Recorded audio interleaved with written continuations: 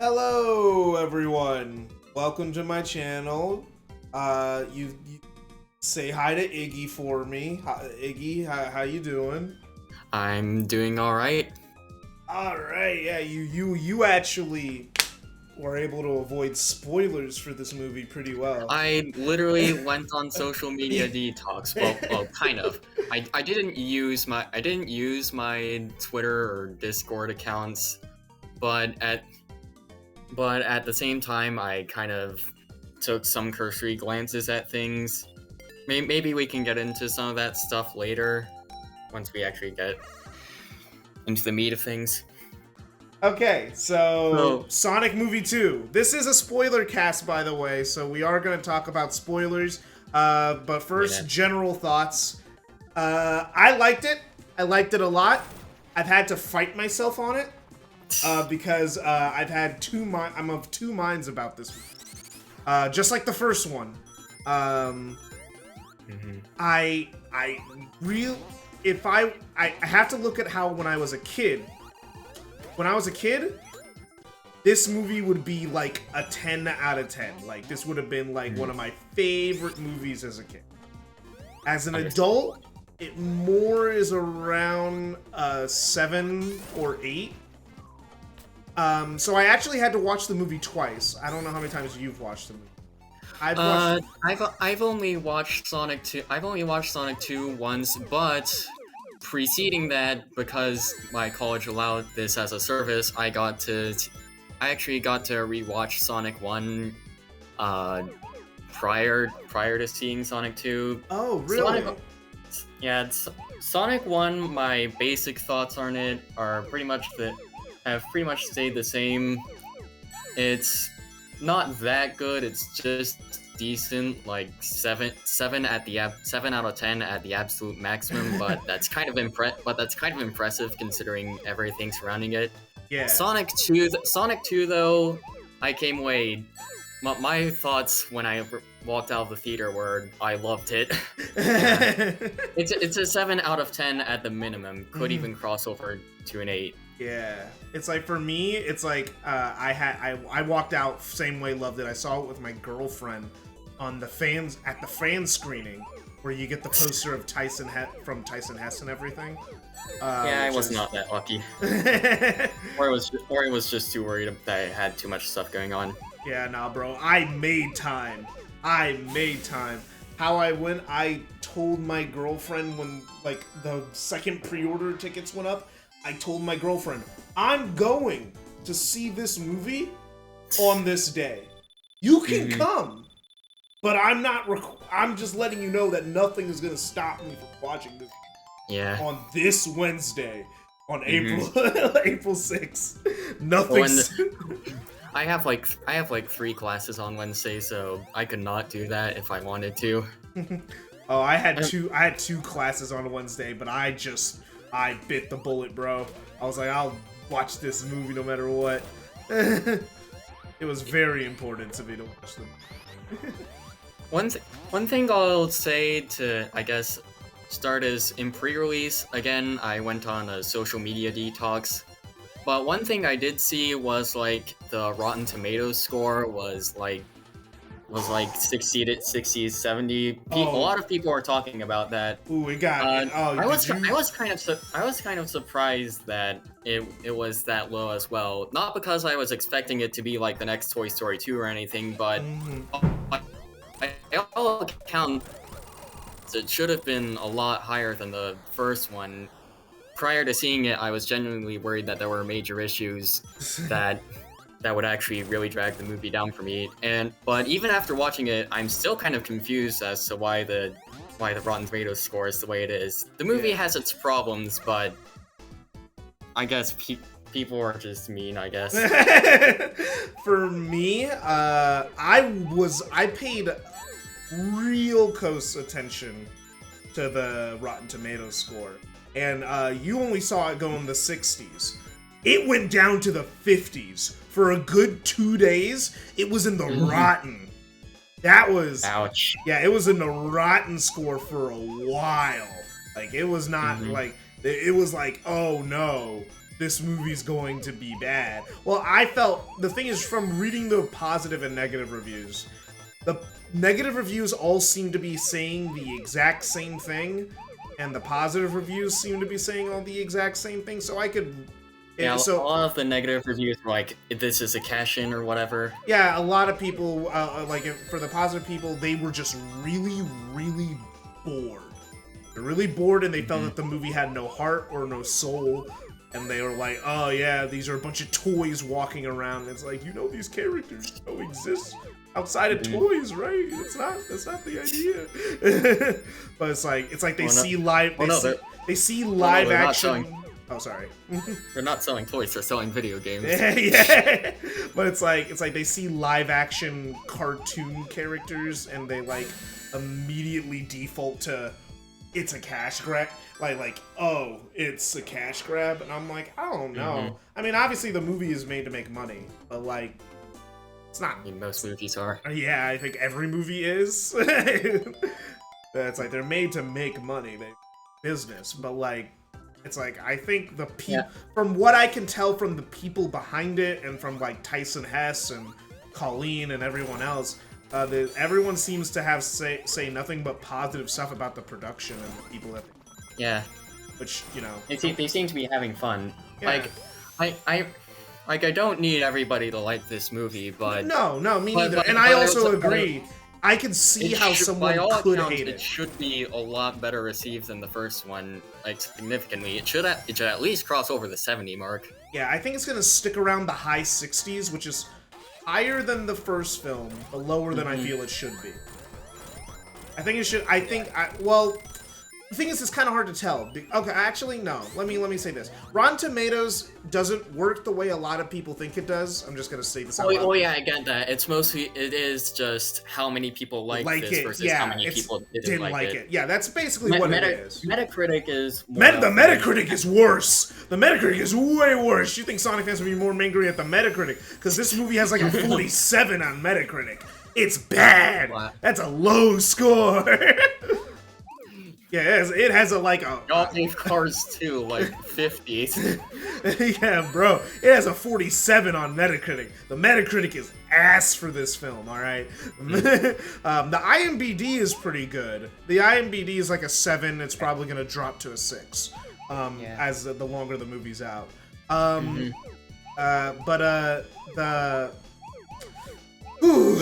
Metacritic. Audiences have been really liking it, though. Yeah, audiences seem to have been liking it. Actually, well, before we move on, 70-something, definite recommend. yeah. Before we move on, I gave it I'm giving it my definite 8 rating. I'm letting my little kid win out just a little bit more, only because I saw it on a second viewing, and it was like, nah, I still like a lot of this stuff. Like, a lot of this stuff is really fun. Even the stuff that a lot of people didn't like, I still like it. So that's me. So so I'm like, you know what? I could confidently give this an 8 and be on my way.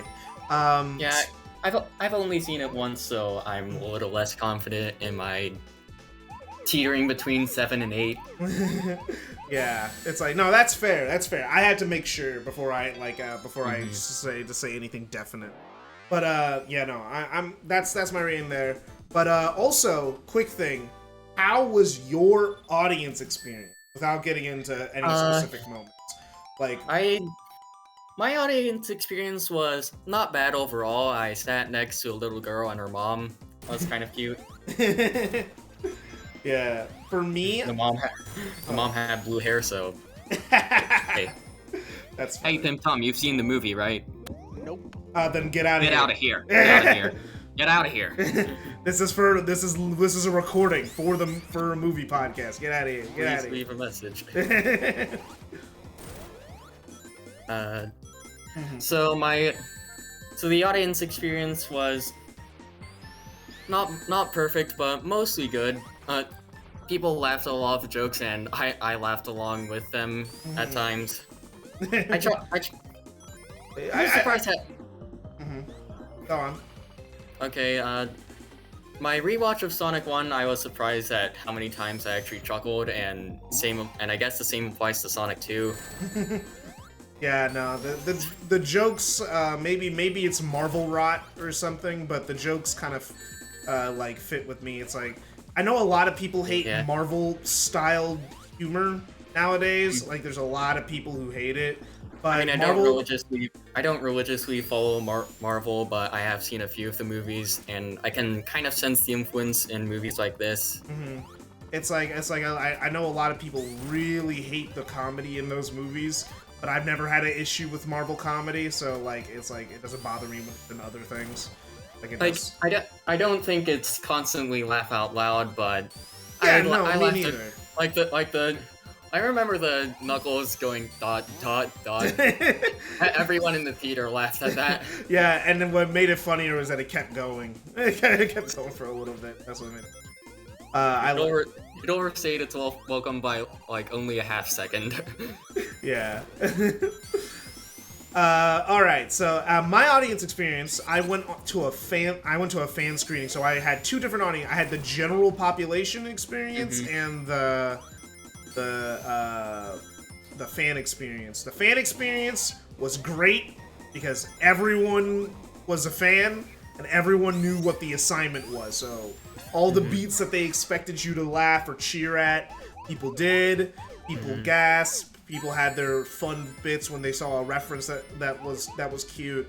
You know, stuff like that. The end credit hype was the end credit scene was like my theater erupted with cheers. It was. I mean, my theater was. I know it didn't necessarily erupt, but there were people saying. Came up. Spoilers, I guess. I'll bleep it. What was your? I guess mine was more of a general audience thing. What was your general audience? My general audience, they still like laughed and stuff and chuckled at a lot of jokes. There wasn't as many loud eruptions as there was for the fan screening, but the end credit reaction was still the same. And the little kid in the back who was really. Who, like, I forget that, like, not everyone is on Twitter, like, and finding, and, like, paying attention to news where they get these announcements of stuff. Like, we know a Knuckles TV show and Sonic 3 is coming. So it was like, how were they going to leave this movie off for the sequel? But there were a lot of kids walking into this not knowing there was going to be a third one. So it was really cute hearing this kid go like, they're making a Sonic 3! They're making a Sonic 3! They're going to make a Sonic 3! I'm like, like the pure hype of like, oh, there's more, it's not over yet, it's not over. Because like, I guess I forget when you're a kid. Sorry. All the people saying. What were you saying? I was just gonna say, oh, I just realized I'm playing with random ring boxes. That's why things have been weird. I was like, what the? Why is? I did not mean to do that. I'm gonna change that setting later. But anyway, yeah, no. General theater experience both times was the audience seemed to enjoy it. There are a few people who seemed to be more middling on it in the general audience one, where like they just like kind of watched it. They seemed to be intrigued, but like they weren't like invested. You know, they were just kind of here. Just because their kid was here, but that's just gonna happen no matter what at any family. Yeah, a lot of people there were kids and parents. Yeah. I hear the earnings for the movie have been coming out today, and they've been pretty dang good. Yeah, and it was like 60% families, which for a pandemic movie is rare, because it's been hard for movies to get a good rep in this. Especially family movies. Like the only movies that have been doing well are like Disney movies, like, specifically Marvel. No, like not superhero movies have been doing pretty okay, but they are not doing nearly as well as they did before. Like, but they're doing better now. But man, I was just thinking like. Turning Red only came out a month ago, and that was direct to streaming. Yeah, exactly. Like family movies have not been having. I'm glad that this movie is doing as well as it is. Yeah, and it should. I was worried that the pandemic might actually harm it, but seems to be doing really well. Yeah, no, it's great. It's great. It's great that it's doing well. Even better than the first one, apparently. Yes, it is, which is crazy considering the first one had a 4-day weekend. Mm-hmm. You know, so like that's a pretty good thing. But I think we gave our general opinions and other things, and I think it's time to hop right into spoilers. So if you guys have disregarding the bleeps earlier. Post processing.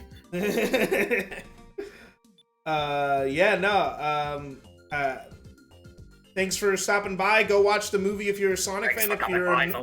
If you're a normal person with kids, I think you'll probably enjoy it just fine, and your kid and you might not enjoy it, but your kids will love it.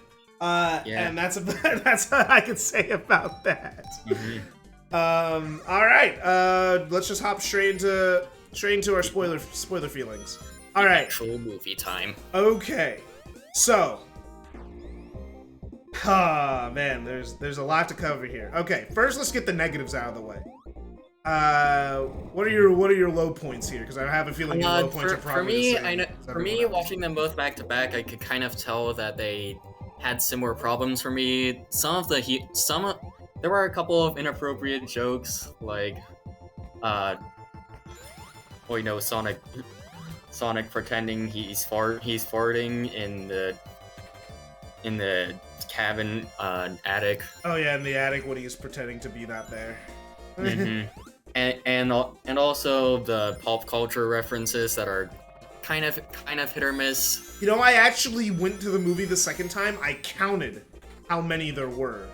I wanted to see.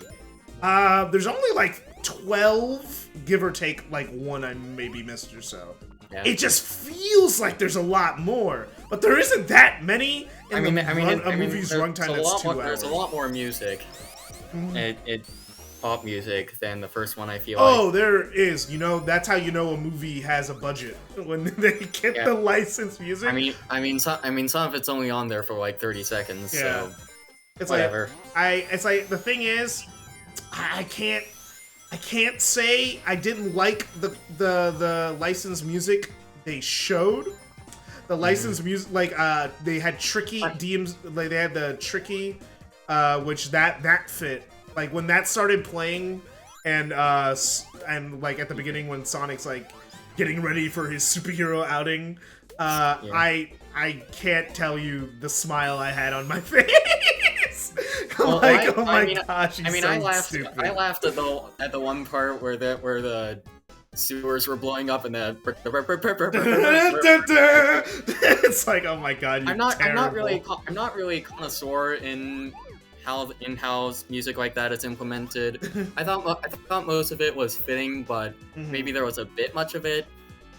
I think it's pretty separated, and I think that's what, if it was all the I think after the Uptown Funk, I think after Uptown Funk, I can't really think of any songs after that point. You know? Yeah, I guess. I think the 2-hour runtime might play into that. I don't know if we want to get it. I don't know if we want to get into the implications of the runtime, or if you want to share your own. No. Let's just let the conversation free flow, man. Let's just keep. So the 2-hour runtime, a lot of people were saying that was kind of a negative, but I feel like there was enough happening that it kind of earned that. Maybe there were a couple scenes here and there that could have been theoretically cut, like the stuff with Maddie and Rachel. I think that stuff could have been shorter, even though I didn't dislike it. My girlfriend seemed to like that section of it. I didn't dislike those scenes in particular. I thought they were kind of amusing.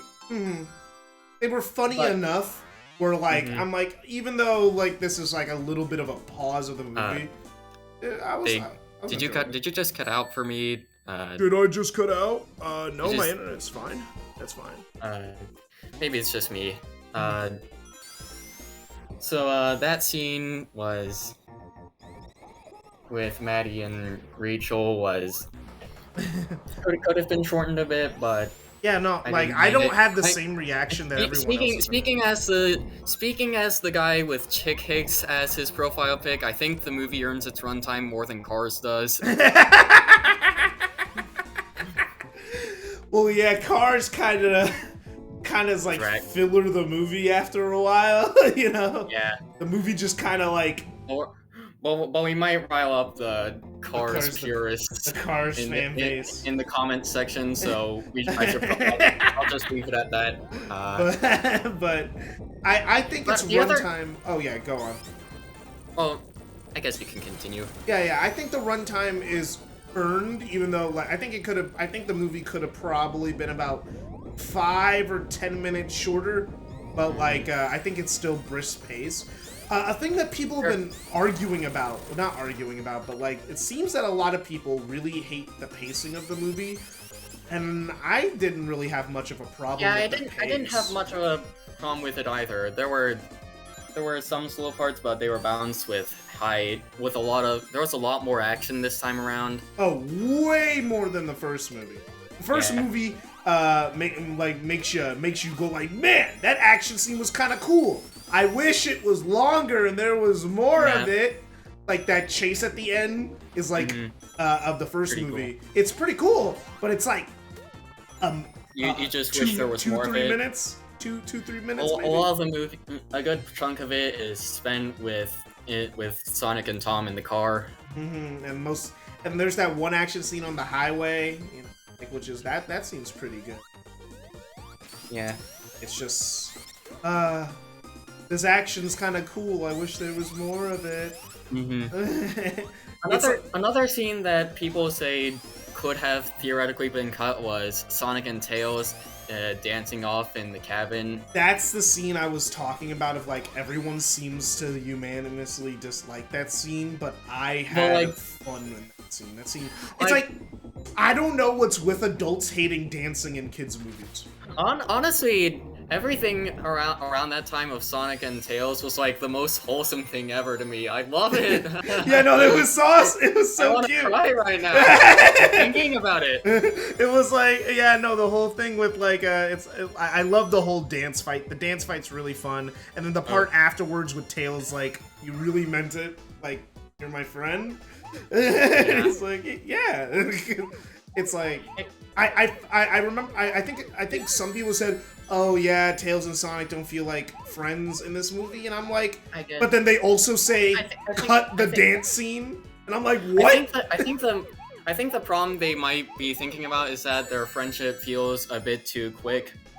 Like they're both nice people, so yeah. The thing is, it's like, I mean, Sonic said he didn't trust Tails as a joke. He's like, no, I just met you. It's not like they were friends the second they met, like a lot of people were saying.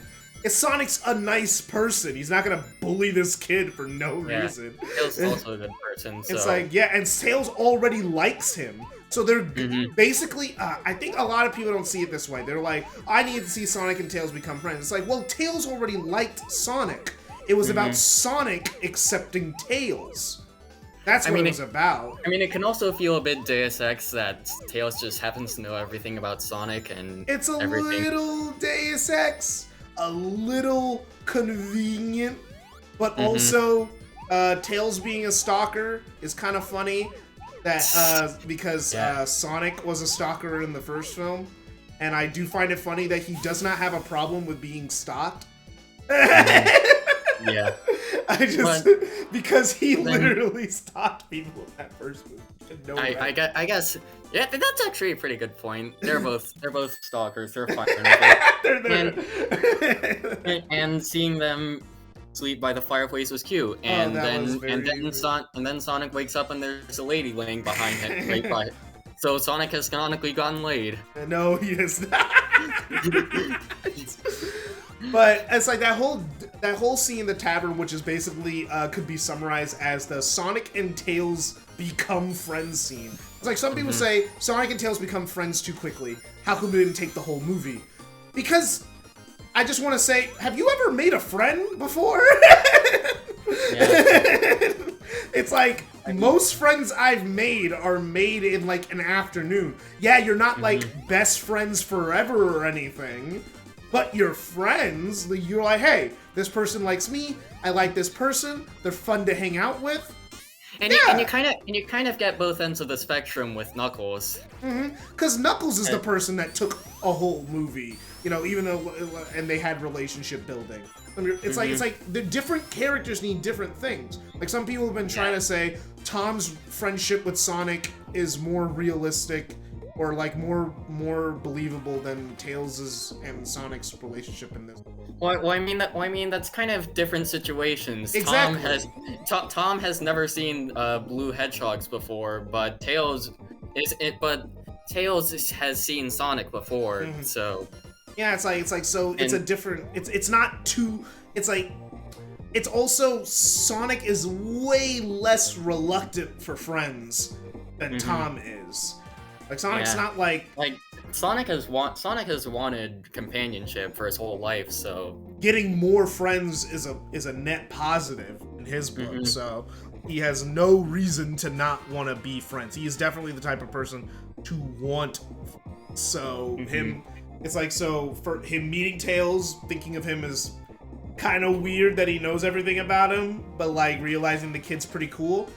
It's like, hey, you know, I like this kid.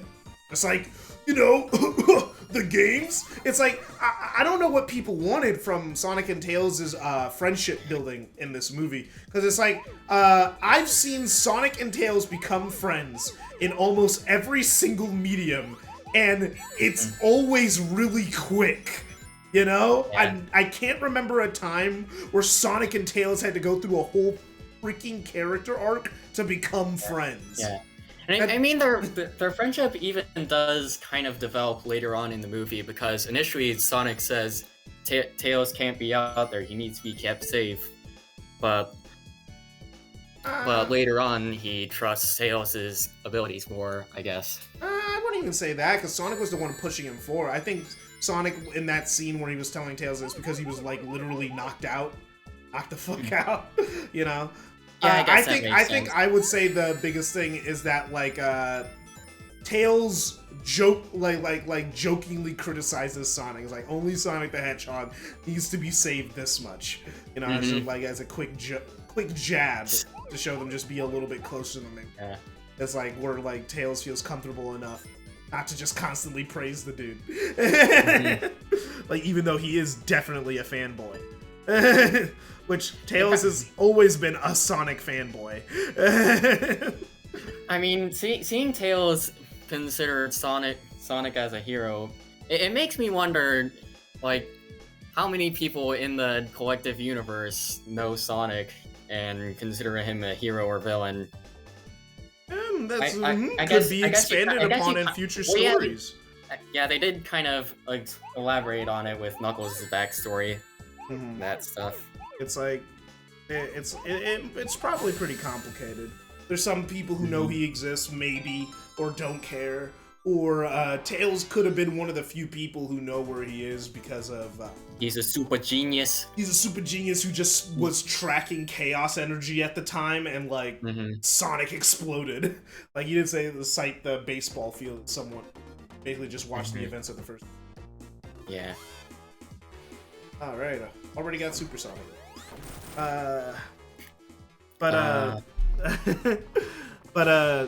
Yeah, no. I think Tails' and Sonic's relationship is very cute and I think it's very accurate. I don't know what people wanted. I think people wanted a full movie of Sonic and Tails becoming friends. They're like, I feel I've heard the criticism. They feel like the movie already knows that we know they're friends, so they didn't spend too much time on it. I'm like, well, what conflict could Tails and Sonic have that... The thing that I was afraid of was that they were going to do the classic Sonic and friend thing. You know, the second act breakup?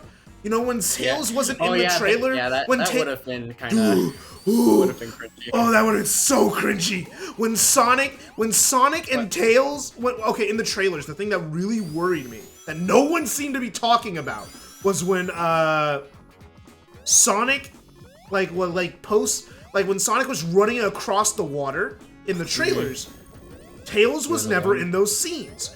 I was like, where's Tails when Sonic's fighting Knuckles? Where is he? They better not have had a second act breakup. Unfortunately, it was more of a Tails can't go out there. We need to protect him, sort of deal. Well, he was knocked out at the time, and Sonic was more like. I think Tails does not suffer, but is a vehicle for Sonic's character development in the movie. Yeah. The Sonic's character. I've also heard some people be really mad about like how they thought Sonic's arc was about maturing in the first movie, so this is a repeat of that same arc. And I'm like, no, his arc was not maturing in the first movie. His arc was not running away from his problems. That's not maturing. Well, that's just not running away. And the second movie logically follows up on that. Now he's running towards things, but now he's being reckless about it. Yeah. It's like the movie. He needs to realize what it really means to be a hero, and I feel and that stuff. Yeah, and I think a lot of Sonic fans have been skipping over that first the Blue Justice scene at the beginning of the movie. I think a lot of them kind of like forgot it happened when they talk about the movie, because I'm like, that scene's like, it's a fun scene, but also it's like literally setting up the conflict of the movie. Sonic is objectively a bad hero.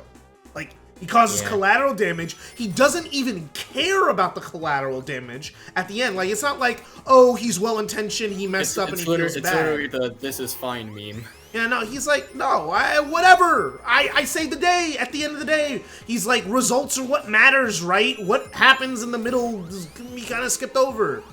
It's like, and I think a lot of people like don't treat that as like literally the plot of the movie being set up. Because I guess it's because it's not literally the plot of the movie, but it's the thematic. I mean, a lot of movies do that. Yeah, it's the thematic plot of the movie. It's like, and which they acknowledge by the end, but with some people they felt like it came out of nowhere. They're like, didn't we already have this arc? It's like, no, this is a different arc entirely. The first movie is about Sonic becoming better as like becoming a more active person and not being so passive. This second movie is about Sonic becoming a hero, because he's not how to direct that activity. Yeah, it's like because he's not a hero in the first movie. Yeah, he saves the world, but he didn't. He's not a hero. You know? Well, it is kind of weird that the first movie had the trailer up. Basically, it looks like I'm gonna have to save your planet. Even though that was never in the movie. Never in the movie, and not even the plot of the movie. He just wanted to not get spotted by Robotnik. It's like, but then he learned to fight against Robotnik. Whoever edited that trailer was a fucking asshole, bro. But I think we already knew that, so. Yeah, no, they were bad. That trailer was just bad all around. But yeah, no, it's like he's not a hero in the first movie. He literally is just running. He's trying to run away. He's trying to go somewhere else because this place is dangerous. And he just so happens to beat Robotnik along the way, and then realizes that he can stay here and do what he wants. But he takes that lesson from the first film of doing whatever he wants and not running away anymore way too literally. And actually starts doing, and also, like, he's people are gonna hate it, cinematic parallels to Robotnik. He was getting close. Like if Sonic. DuckTales is saying things in general. Tell him to join if he wants. Like, I don't mind if he joins. He can join in the chat. But yeah, no. It's like Sonic and Eggman are like Sonic and Eggman, at least in the movies. I don't know if this was intentional or not, but if Sonic kept being so self-centered, because he was, and only cared about saving the day and doing stuff the way he wanted to do it, that sounds very similar to a certain guy in the movies who only is, you know, the bad guy, Robotnik, who only has a one-track mind and only thinks about the results and doesn't care about literally anything else in between, as long as he gets what he wants at the end of the day.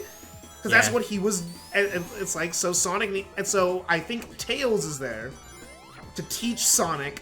It's like, because Tails getting hurt messes Sonic up. Because it's the first time because every other time, it's just been collateral damage, you know? Not someone he knows getting hurt. Usually it's him getting hurt, or like he saves the day so no one actually gets hurt. But someone finally got hurt because of him. No matter how justified you feel that is, he feels that Tails got hurt because of him. And that's all that really matters. And he feels that he messed up. And the bad guys are right down the street, and he cannot wait. He needs to get it done. And, well, you know, that didn't work either. He didn't win a second time. It's like, until he teams up with Sonic, Tails and Knuckles team up, and then his surrogate family also helps him in the end. Does he be able to become Supersonic to save the day? Yeah. It's a very simple plot, but I think that like people are ignoring the thematic plot that's right there, and it's like, or if they aren't, if they aren't ignoring it and they just think it's dumb, I'm like, well then you think every Sonic game is dumb. I'm gonna be honest, because that's I thought the themes were pretty well handled overall. It's like I feel that it's I need to rewatch it. Of heroism and friendship. I need to rewatch it once or twice to really say for sure that I think that, but yeah, I also thought that the kind of connections to Knuckles and Sonic at one point were kind of neat. How how they. Yeah, I know what you're talking about. How he said that they both lost something that day. Yeah, like Sonic didn't go like, your kind killed my family. You know, well, he kind of empathizes with Knuckles because he also lost something that day, and he's also been told that your time to become a hero will come, but it's not now. I thought that was a really good moment. Yeah, it was a good moment. It was a good quiet moment, and then Knuckles rightfully ignores him for a bit after that because Tails attacks him, and and so he thinks it was all a trick. It's like, you deceiver! It's like, no, we had him. Knuckles was considering it. He was looking at him. He was thinking about it. He was considering. No, we were so close to a breakthrough, you know. But we get that later. Yeah, we get that. Do you think we could shift the topic to Knuckles overall? Oh yeah, sure. We've been talking about Tails and Sonic. I think it's only rightfully to go to the main character of the movie, Knuckles. Like Sonic, you don't chuckle. he laughs like Thor. Yeah. That's what he does. He doesn't chuckle. He laughs like Thor. I think it's kind of as we all expected. He was handled quite well, better than most of the recent games, because they were able to balance the more gullible nature that he's been known for with his warrior instincts and serious attitude. Yeah, the best he's been handled since Heroes, I want to say. So, some people say X. Nah, he was dumb in X. Well, I haven't seen X, so I don't have that frame of reference. X, he's terrible, bro. Even to the point where it's like an in-joke in-universe that Knuckles is actually dumb and cannot be trusted with people's morality. To the point where, like, they're in Season 3, Eggman tries to talk to Knuckles and say, no, I've had a change of heart and everything. And then Knuckles is like, yeah, no, I think we should give the emeralds to Eggman and let him handle it. He said he's had a change of heart, and I believe it. And everyone's like, nope, we're not going through this stuff again. Nope, time down. Nope, nope. Let's just hope that he doesn't end up falling into that trap in the third movie. The thing is, with Shadow, a lot of people. I was talking with Ginger Bob, a friend of mine. He's like scared. He's like, they did it well in this movie, but does that mean they'll do it well in the next movie? And he's like, he's scared because Shadow's in the next movie. So will he just get replaced by Shadow as the cool guy? Because I think a lot of people are having PTSD to Sonic Adventure 2. Because as soon as when Shadow kind of replaced Knuckles as the when he piccoloed him. They piccoloed Knuckles, bro. And there's nothing Knuckles has been able to do to recover ever since then. It's been terrible. Yeah. Oh, come on. I mean, he had his role in SA2 and all, but... Damn it. Oh. I died. But I mean, they've been able to handle the prior characters well in this movie. Yeah, I have new characters. I have enough faith in the franchise that the next movie will at least be good. I hope it's better than this one. Because I want these movies to get better and better and better, so I can actually give it like a 10 out of 10 or like a 9 or something. So I could give it a lot of. But I do think that the movies are. I think this one is good still, and I have enough faith that they could do a good job. But I do expect better because there are some issues like you know the whole thing with the map? The map? Yeah, that was kind of what I was worried about. It was like, at what? One point. This is gonna be a MacGuffin, just like the first one was a road trip thing. It's like, I don't think this one was a MacGuffin, because a MacGuffin means that it doesn't matter what the characters are after, it's just that the characters want it. You know? That's like that. It's like that's what a MacGuffin plot is. A lot of people forget that. They think MacGuffin is people chasing after thing, but no, it's people chasing after thing that doesn't matter. Like they could be chasing after the silly string of the universe or whatever, and the plot would still be the same. It's just a thing for interesting character dynamics and fun conflict. That's what a MacGuffin is. But the Master Emerald plays too much of an important story in the finale that I can't say it's a MacGuffin. Doesn't fit the definition. Because it has the whole unlimited power thing that Robotnik and Knuckles and... It's the fact that someone actually gets their hands on it and it gets used. Yeah, that is true. Robotnik and Knuckles do get their hand on both the compass, and Robotnik gets his hand on the emerald. So there's that. It's like they get their hands on the emerald, and they, like, it actually matters to the plot of the movie. Like, the plot of the movie would be a different movie if the emerald wasn't in play. The Death Egg Robot wouldn't have happened, and Supersonic wouldn't have happened. So it had to be there. It's like, so it's not a MacGuffin. It escapes the MacGuffin plot. But what I don't like is the bullshit way that they update Sonic on the plot with the freaking map giving him a projector from Long Claw. That was kind of bad. It's convenient, almost too convenient. That he never touched that area of the map ever. You expect me to believe that, movie? You really expect me to believe that? I don't know, man. That seems a little suspect to me. Then it activates Longclaw's Forest Ghost and all that. And it's like, I could buy the message. That's magic, you know? I could accept it. Sonic Universe has magic and sci-fi. That's not a problem.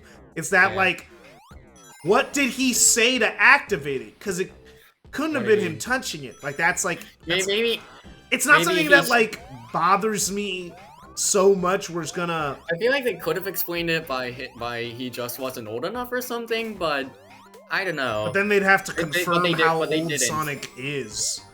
You know? Then they'd have to... Okay, actually, quick side note.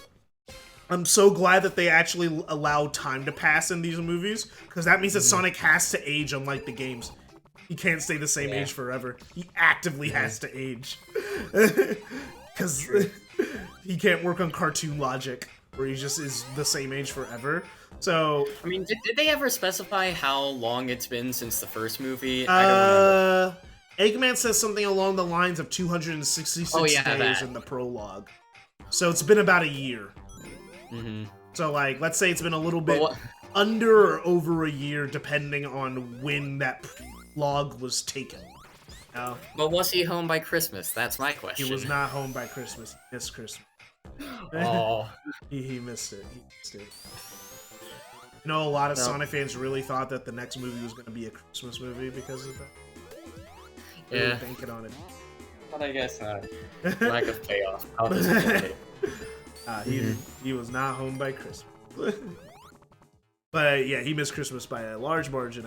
But because it seems like the first movie seems to be taking place during like a summer fall area, and the second movie seems to be taking place during spring of the next year. Yeah, that makes sense. Yeah, that seems about right. That doesn't even matter, but like I just wanted to say, it's just it's very intriguing that the characters are allowed to age now, because in the books, not in the books, in the games. I don't know why I said the books. Games because I'm a stupid English major. I read a lot of books. But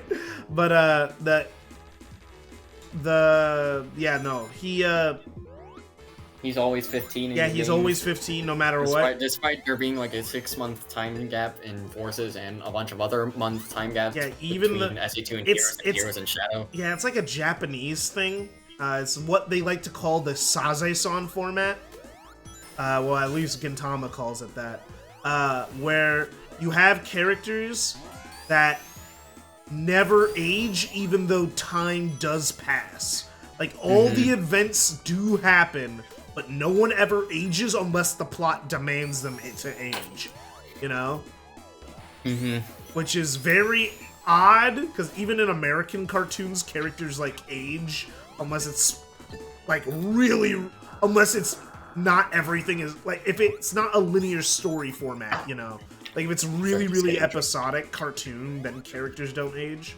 Like, SpongeBob, like things just happen in that show. Like, there's no. Like, I guess technically the characters haven't aged up that much. Well, aside from did Wade go through a slight redesign, but most of the main characters haven't like visibly aged up. But as you said, Sonic himself is kind of maturing over the course of these movies. Yeah. So and the thing is, a lot of Sonic fans don't know.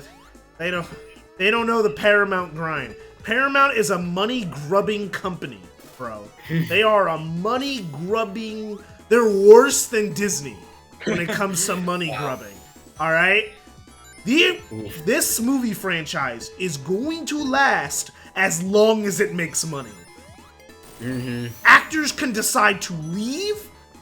Yeah. The director can change. They will keep these goddamn movies going. I know this? Speaking of that, do we want to get into Jim Carrey now or no? Let me just finish this. The Transformers movies. That's the perfect example.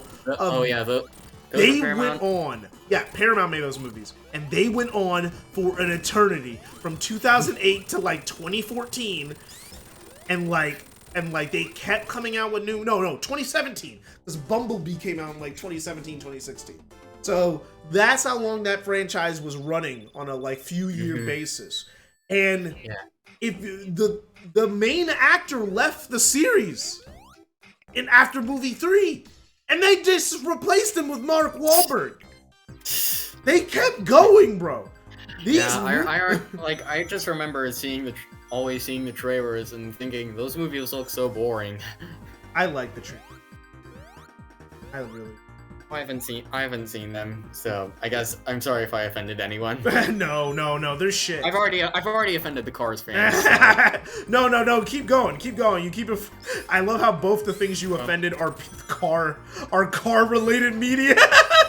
If we keep going, you're finished with your point, right? Yeah. The Jim Carrey thing. Let's talk about it. Jim Carrey said that he was retiring or at least thinking about it not long ago, and apparently the people working on the movie said that if he actually does retire, they're probably not going to replace him for movie 3. And I think the thing is, I had this argument with DuckTales. DuckTales was saying, you can't have a Sonic movie without Eggman.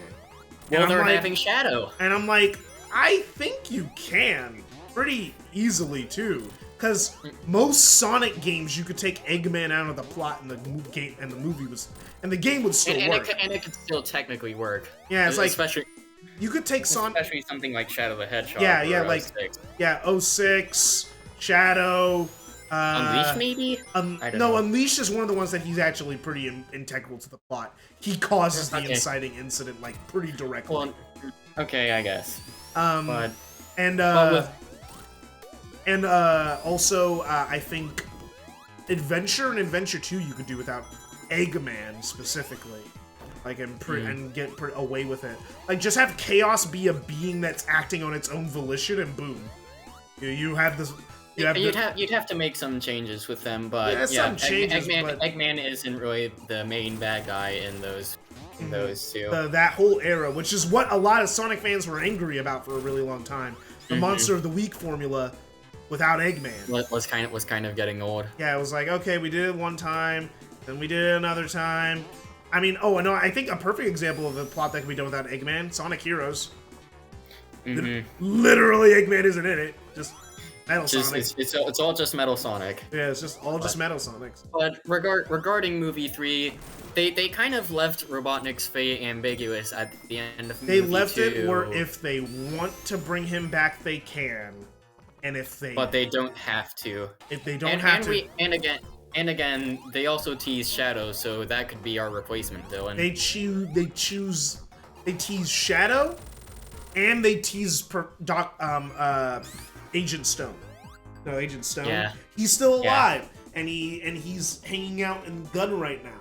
He's pretending. And he could easily be the one to release Shadow or something. Exactly.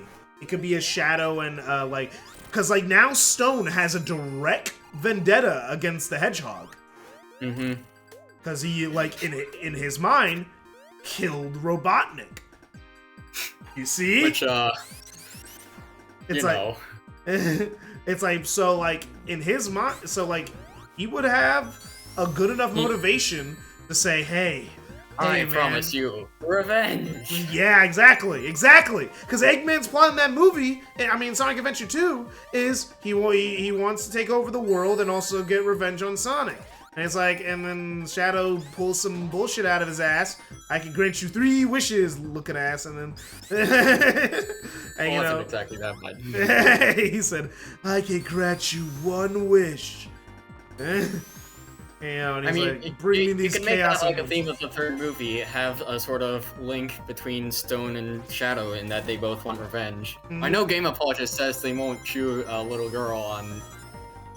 In the Did you ever notice that in this movie they didn't have 1 real gun? Did you ever notice that? I wasn't paying attention to that. But I noticed, someone mentioned it. Someone mentioned it, and I was like, I think I was talking to someone who's like, yeah, there's no guns in the movie. One thing I liked was that they called attention to the GUN name, and no, it's really dumb. It's dumb. It's a dumb name. You can't tell me otherwise. But hey, whatever. that's what we're rolling with. And that's the gun stuff is the reason why I could excuse a lot of the marriage scene. If the gun stuff wasn't there, I would say cut it. But the gun stuff is there, so I don't want to cut it. Because that kind of caught me off guard and felt a little weird how everything about it was just a setup. Well, the thing is, that's what made it funny to me. The fact that the joke was literally everyone was a I mean, I can't even deny that. And it's so gun. It's so gun to just overdo it in the most cartoony way. You remember Adventure 2? They were fucking terrible in that game. They're dumb, bro. I mean, there's the common theory about Shadow, them mistaking them for Sonic was elaborate. Was an elaborate way to escape. An elaborate cover up to escape responsibility. Yeah, that's like a common fan. But but that's just so gun to pull up to a wedding just in case the Hedgehog is there, or just in case he shows up. I have heard some people complain that Sonic, that the human stuff and the Sonic Tails Knuckles stuff were kind of a bit too separated, but I don't do mind kind them. of. I think they were separated, but I think it was fine. I think some Yeah. people really, well, not some people, but a lot of people have been saying in a lot of their stuff, anytime the humans are on screen, I want to just die. I just want to die. Yeah. And I'm like, I did not Yeah. feel, I can't share the sentiment. I feel like they had just enough. Like the one scene where they're establishing the whole ring mix-up thing, and Tom saying, you know, it'd be nice if Sonic had some real friends. Yeah, no, it's like that stuff is like Well, nice to have there. So I can't like. I'm fine with that. But what And I the what I was saying and is that also a lot of people also seem to have a very bad perception of time. I've been noticing because like some people were saying before the movie, I was able to see the movie, they were like, oh yeah, this scene's like 20 minutes long. It's not 20 minutes long. 10 minutes. It's like I guess I can't make any definitive statement on that. I watched the movie considering- twice and I tried to time it and I'm like, it's not that long. Yeah. I guess I have no way of timing it, so aside from like pirating it, but you know. And it's like it's not that long, and also I don't hate it. I think that the jokes were funny. I think the bit with them sneaking in with Tails as weapons is technically more Tails stuff. It shows off Tails' ingenuity, because up until that point, we only get to see the duplication thing and the fact that he could track Sonic, and that's cool. I was kind of worried for that. I was kind of worried for that one guy who just got blasted into the air, but then he came down. It's like it's fine. But yeah, no, it's like then it showed off he had a gun that he did end up using against the robots in the last act when they're doing that big crowded scene where they're all fighting off the robots, which is cool, which was good. And everything in the third act is great. I love that third act.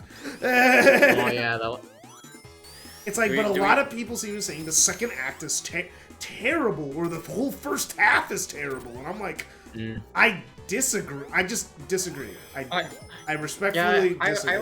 I was kind of engrossed throughout almost all of its runtime. Yeah, so. I wasn't like ever really bored. I wouldn't say I was ever. Well, and the thing is like I'm a person who gets easily bored. Like it's like if I was actually bored, trust me, I'd say it. And it's not just I could understand people being bored with the first movie, but the second movie I thought was, for the most part, well paced. Yeah, and it's like I think it's like some people are saying, man, the pacing's terrible. It's too fast in the first half and then too slow in the second half. And every time they go to the humans, it's like the human scenes are never that long. Like, well, I mean, what I was going to say is that I feel like if the third movie is going to adapt some elements from SA2, I think they'll do a better job, like mixing the human stuff and the Sonic stuff more naturally. That's it. I think like maybe the thing is, it's either kick the humans out of the plot completely or integrate them into the story. Yeah, that's kind of. I feel like kicking them out of it could feel a bit unnatural. It could feel a bit unnatural, but trust me, no one will care. The majority of Sonic fans will just be happy. If no one missed them, I wouldn't blame them for that. It's like I'm not particularly attached to these characters, but I like them. Like they're not like Tom, Maddie, and Rachel. They're not like unlikable characters. Yeah, they're not unlikable. I like them fine enough where I don't like want them to disappear. But we came to the Sonic movie. But for I'm Sonic. also but I'm also here for mostly Sonic stuff. And I think this is another one of those movies where like my personal biases of kind of shine through in terms of how I view media. I feel characters are more important than anything else in a story, and I like the characters of Sonic, Tails, and Knuckles in the movie. So even though the story is pretty simple, like nothing really particularly crazy, I don't know what story they could tell with the Sonic franchise. The characters are good enough, and they bounce. The characters are what. For me, so. Oh, sorry. But yeah. No, the characters are what carry the movie for. That's perfectly fine. Especially considering Sonic fans need to some Sonic fans need to just admit sometimes that this movie is about as a Sonic plot as you can get. Like there's some like by now I've gotten my fill of what I want from a Sonic movie. it's like this is what a Sonic plot is. Like quite literally, it's a direct Sonic plot. What did you expect? It's like something like 3, it's that stuff. Yeah, it's like there's a like LS Mark video. He didn't like the movie that much. He liked it. I didn't see it, so. Yeah, no, but like I'm specifically talking about. I don't think I've seen that many videos regarding. Sonic 2. Anytime I see a movie that I like, I always just check out everyone's. Yeah, I always check out everyone's stuff on it just to see how. I always know how the general opinions are, so I know if my opinion's an outlier. Yeah. But a lot of the people I follow haven't really made videos on this yet. Yeah. I did see King K's like longer thoughts on it. Oh, I didn't even see those. Where were those? Like I didn't see it. Well, on his Twitter, you can check after we're done here. Yeah. How do you feel about it? He said he liked it overall. Yeah. Okay, cool. Nice. I'm only waiting on a few people to come out with their. Cybershell came out with his video already. That was nice. But yeah, no. Ellis Mark's video before the movie came out. He was talking about the thing that really got to me when he was talking about the movie. He was like, my standards for things are, like, for everything else, really high. And I'm like, your favorite Sonic game is Sonic Heroes, bro. I don't want to hear that from you. It's I was personally open after I saw the Rotten Tomatoes thing. I was personally open to train down. Yeah, no, I'm like open to people disliking. I was open to it either being good, I could either like it or not like it. I just knew that I trusted my own opinion of the trailers. I was like, the worst thing this could be is good. The worst, because I'm going to enjoy myself. I was slightly worried that the trailers were only the best parts of the movie. Were the only good parts, and everything else. I get. Yeah, no. And I guess there is a kind of tinge of, if you've seen the trailers, you've kind of seen the movie, but I think there's enough in that third act and in between. But I think that is a good thing. Now that I think about it, that if you've seen the trailers, you've seen the movie, and the trailers were really promising and good. And yeah, it's like okay, basically what I have to say, a perfect summarization I guess I could give to people: watch the trailers. If you like the trailers, you're probably going to enjoy the movie. If you didn't enjoy the trailers and you thought this looks like garbage, you're not gonna like it. Nothing's gonna convince you. It's like that's just what's gonna happen. But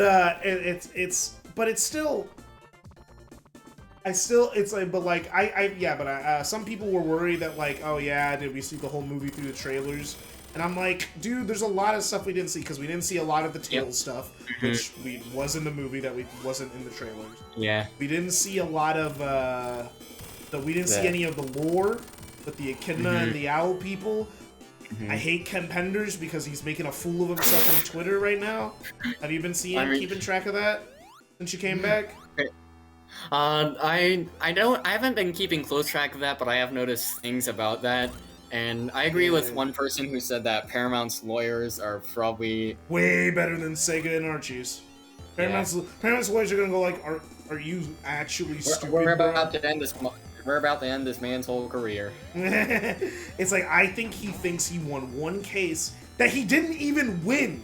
The case timed out, and Sega and Archie didn't have the Archie. And he thinks he's hot stuff now, but yeah, he thinks, I won. It's like, no, they didn't have the paperwork, and you fuck. And now he's trying to say that he actually owns Knuckles. He's like, actually, since I created most of Knuckles' backstory, I partially own the character. That's not how that works. You did not. And also, he says he owns Shade, even though he doesn't, Why- just because the IP ran out. Just because they didn't renew the license, that doesn't mean you own the character. That's not how that works.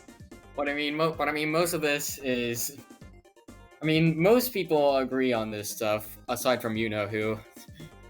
Who? No. Even Nebs doesn't like it. Like, well, okay, I guess. Yes, if you say so.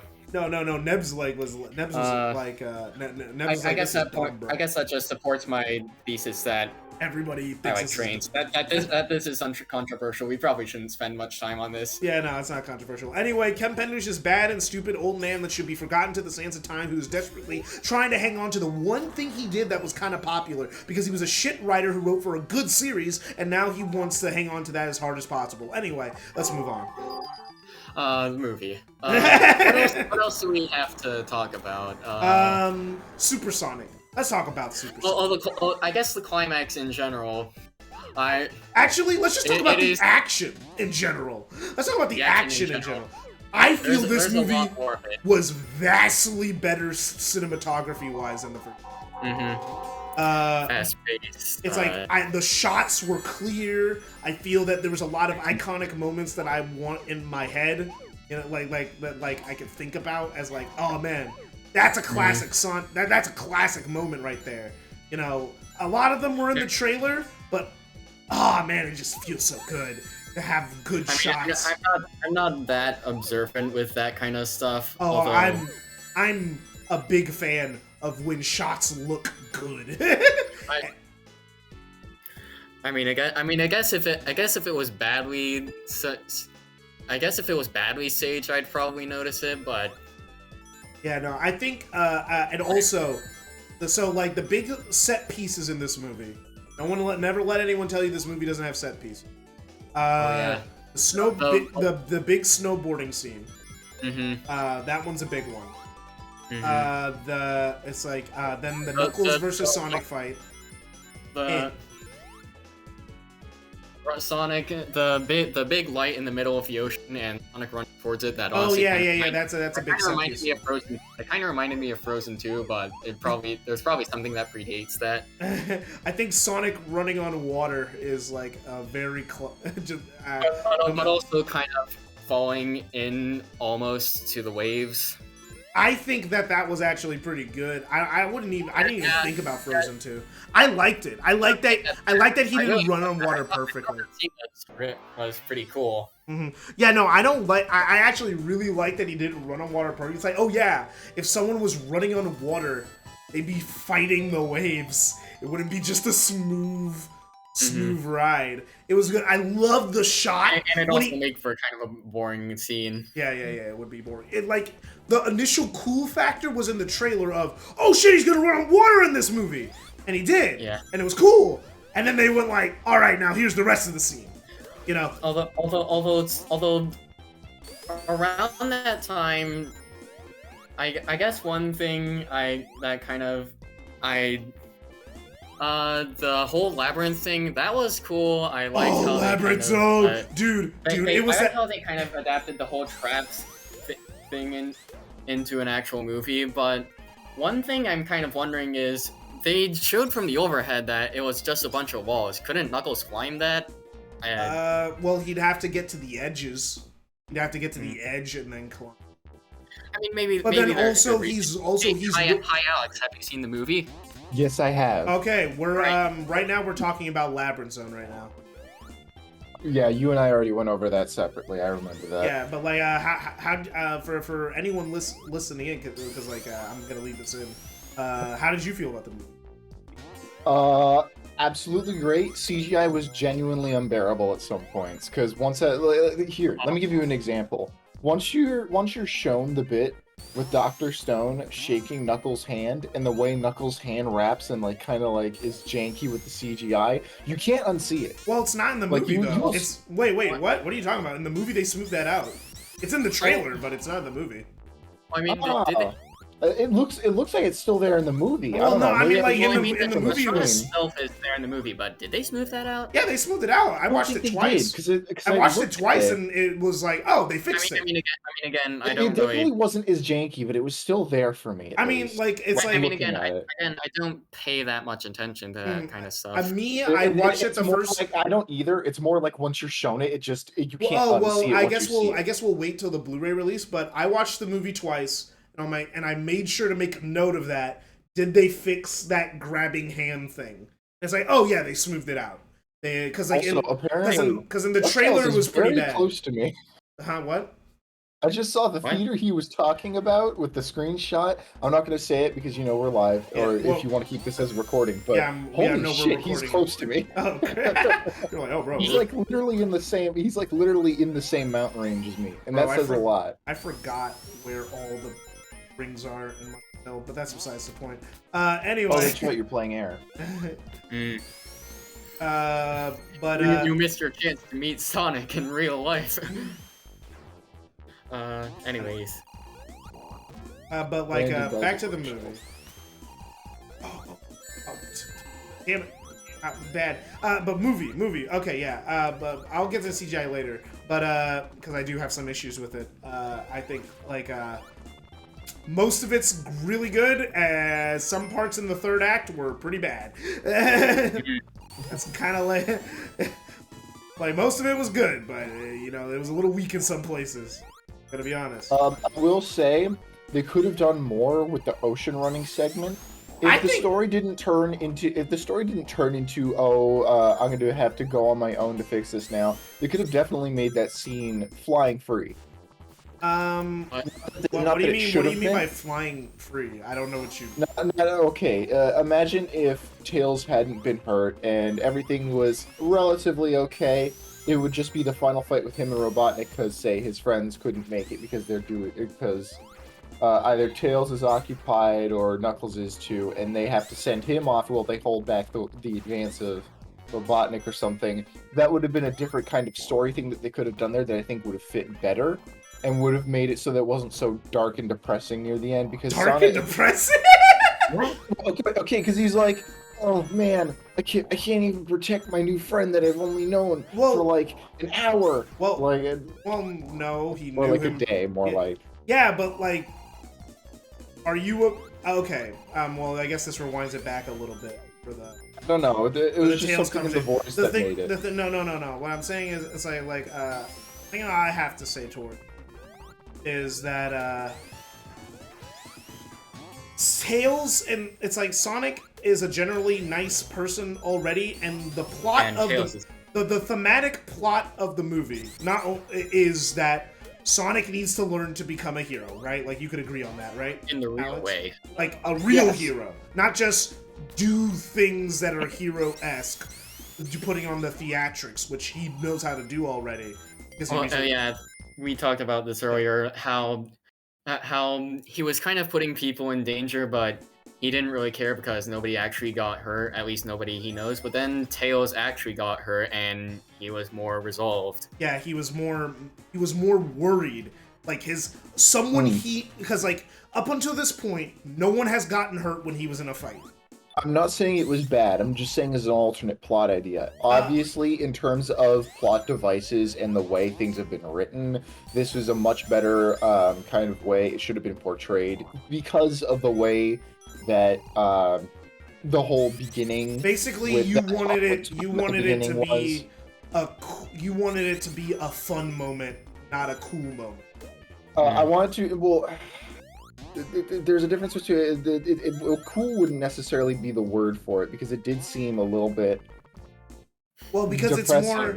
Well, it's not. but I It's not understand. depressing. It's Sonic. To me, Like I don't think it's depressing.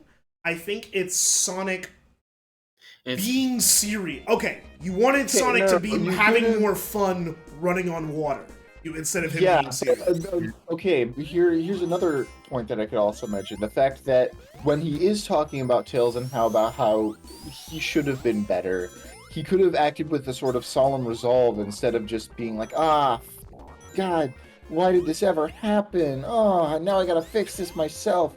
He should Solemn, have. solemn resolve. That's not even Sonic though. When has Sonic ever reacted with solemn resolve in any medium? In the running on I don't know. It's like now that would be like more depressing.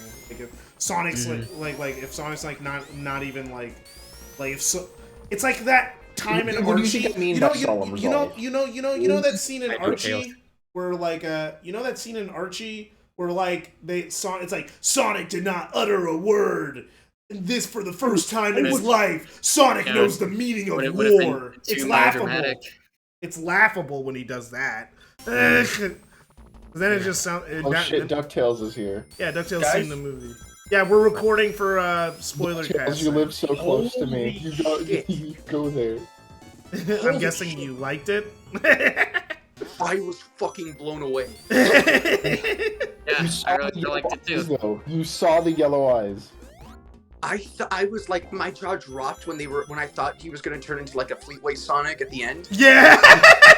I was like, what? No. That would have been so fucking cool though. Someone did their homework when they made this movie. Someone did their Doug, you homework. live so close to me. If you went to that theater, if you actually went to that theater that I'm thinking of, number Wait. 16, you live a lot closer to me than you think. Wait, me? Yeah. He's talking to you. Oh, let me see. Oh, while I'm checking, so I ordered the cup because they said they had it in stock, and I got two. And it was like $20. I was like, all right, fuck it. And I saw them selling for like huge high amounts on eBay, so I was like, okay, I guess this is rare. And I was really happy. I get there. Oh, we don't have those. What? It is rare. They didn't have them. Yeah, I made sure to get And them. it's Okay, like, what? here's No, the I funny literally thing. ordered it. It said you guys had it. Like, the purchase went through. Oh, well, we can give you a refund. And I'm like, okay. So she's like, okay, do you have your card? I'm like, no, I pay with my phone. I have Apple Pay.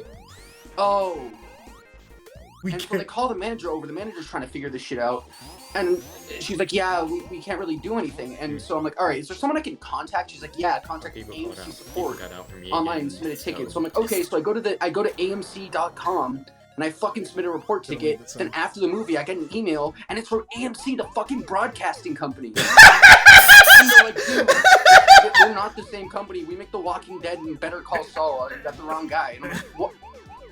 Are you fucking kidding? I was laughing, so I was like, okay, that's funny. So eventually I got to the real, support, and I'm contacting them now. But I basically said, could you guys like mail me one, or at least just give me a refund?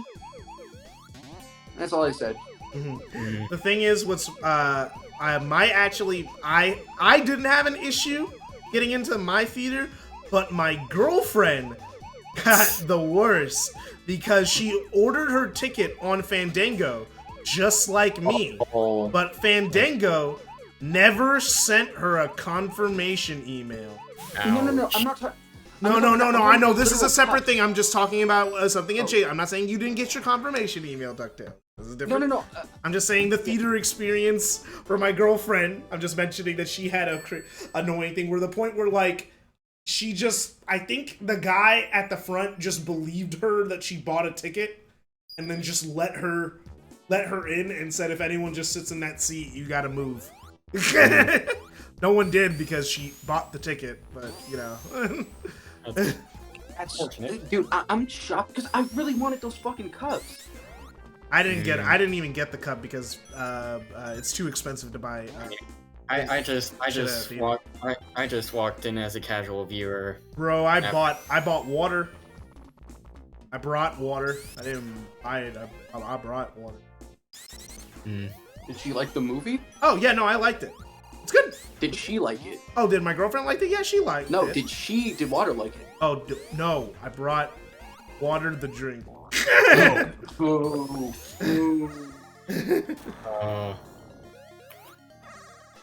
I'm about to time out in Mushroom Hill because I'm trying to find freaking rings. Hi Dennis, have you seen Sonic 2? No, I don't. Then really get care out of the about Get call. out of here. And get out of the call. Yeah, Sonic outta says fuck. Sonic says fuck. yeah. haven't seen the This is literally a recording. Get out of here. Get out of here, Dennis. Bruh. Bro. Oh, damn, I thought it was gonna be like Elden Ring. Elden Ring. But yeah, no. Keep that in. Keep it in. I might keep. Pip Tom did the same thing.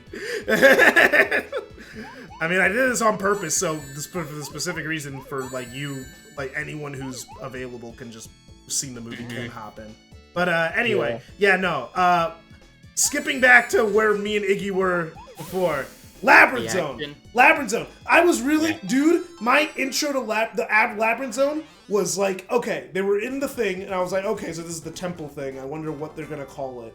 And then like, I was like, well, this is pretty a maze, huh? I didn't think it'd be a maze. Then zoom out, I was like, huh? Is this a labyrinth? And then Sonic slides down the water slide. I was like, oh shit! Oh shit! I didn't get oh that till shit! the end. I Oh didn't get that till shit! the credits animation. Well, they didn't name drop it, but They didn't name drop, but they didn't have to. If they name dropped it, it would have been freaking weird. It's you don't call. They didn't name drop Green Hill. You know the sprite animation at the end? Yeah, it's really good. That's when it clicked. Oh my god! Oh. You were so late to the party. You know the thing is, I did also. I was also. Oh shit. I was. How did you not notice it when Sonic slid down the water slides? I think I thought, you know. Sonic sliding down water slides. Well, I just thought like temple, you know. Yeah, no. I maybe noticed it I was whenever thinking he of was Lost gasping World for or whatever air. it's called. Oh, when he swallowed the air bubble, like in the that was good. That just felt good to see, and for real, Yeah, I didn't. that was funny. That was like, oh shit, they did it, This boys! is such a good adaptation. My whole theater was like, yeah! The thing is, my girlfriend, she's not a Sonic fan, so she was very confused at times. So like, the Death Egg robot was being made, right? My theater was like, yeah! And my girl was like, why are you guys cheering? This is bad! I'm like, it's the Death Egg. Wait, so was that Super Eggman or was that just supercharged Eggman? That's Super It's Eggman. Eggman wielding, The Master Emerald's powers, the Super Master Eggman. Emerald. So He's he was wielding Super the Eggman. Master So I Emerald. guess in this canon, the Master Emerald is all the Chaos Emeralds fused into one. Not anymore. Not anymore by the end of the movie. Okay, the thing is, this actually really annoys me, how, like, dumb people are sometimes, like, in terms of, like, just figuring things out for themselves if a movie didn't outwardly say it. Are you calling DuckTales dumb? No, not DuckTales. DuckTales is fine. I'm talking about a lot of reviews I've heard where people were like, what happened to the Chaos Emeralds? Did they go back to the Master Emerald? And it's like, they were dispersed! Did you not see them literally disperse? They did. I mean, I guess They didn't even disperse on their own. He willingly, he was like, yeah, I like blue. Yeah, no, it's like, yeah, no, he literally let them go off. Knuckles I thought reformed the it was a Master bit Emerald. confusing. Fuck that. I literally was the opposite of confused. I was like, oh, so that I'm gonna let you finish. But like, it's like I was the opposite of confused because basically how my brain worked. I saw that happen. I was like, oh, that's clever. Now the Master Emerald serves the function of it is in the game, without it being super convoluted for a general audience to explain 70 Chaos Emeralds, Master Emerald, and all this other I bullshit. guess I'll never talk again. Sorry, go on. I was in the middle of Shut up, talking. Iggy. Make the next Sonic video and then we'll talk. You go on. Shut up. I hate Sonic. Don't make me talk about it again. Anyway, I'm gonna talk about Sonic. What kind of confused me is that they established at the beginning that the Chaos Emeralds came together to form the Master Emerald, and then when the Master Emerald breaks, it releases the Chaos Emeralds. But then at the end, the Chaos Emeralds and the Master Emerald both exist. Yeah, that's what I was about to say. Okay, well, this is something I figured out, but okay, this isn't even fan theorizing because Tyson Hess literally was talking to people in Sonic Retro about the movie, and he got asked this question. Basically, they dispersed like Dragon Balls and Dragon Ball Z. And now the Master Emerald now serves its purpose in the games of being the controller of those emeralds. How does the Master Emerald exist without the Chaos Emeralds in this universe? Well, it's held the Chaos Emeralds for God knows how long, so it has a bunch of residual power from all the 7 Chaos Emeralds. You know what? You know what it could be? It could be because remember they made a patent. No, this is no one could use this shit, bro. right? This isn't a could be. This is literally from someone who made the movie. So this is what happened. All you said was it scattered like Dragon Balls and now it controls them. Yeah, like in You the didn't say game. how. How? Like what did it do? Like, Okay.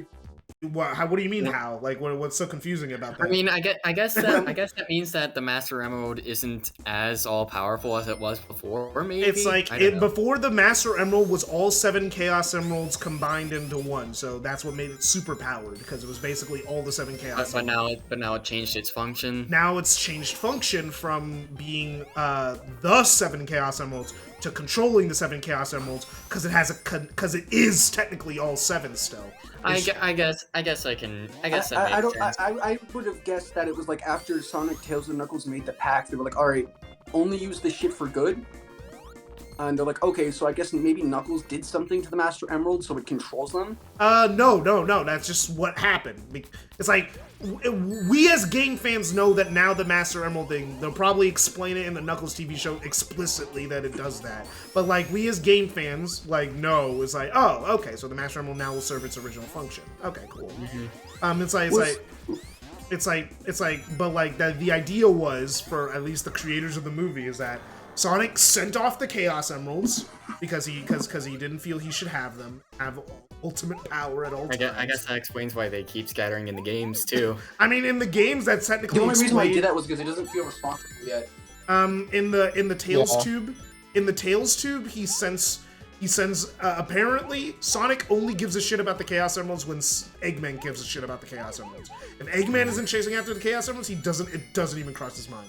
According to the Tails tube, which is written by Ian Flynn and a bunch of other Sonic, people at Sega. So it is canon. All the Tails tube stuff is canon.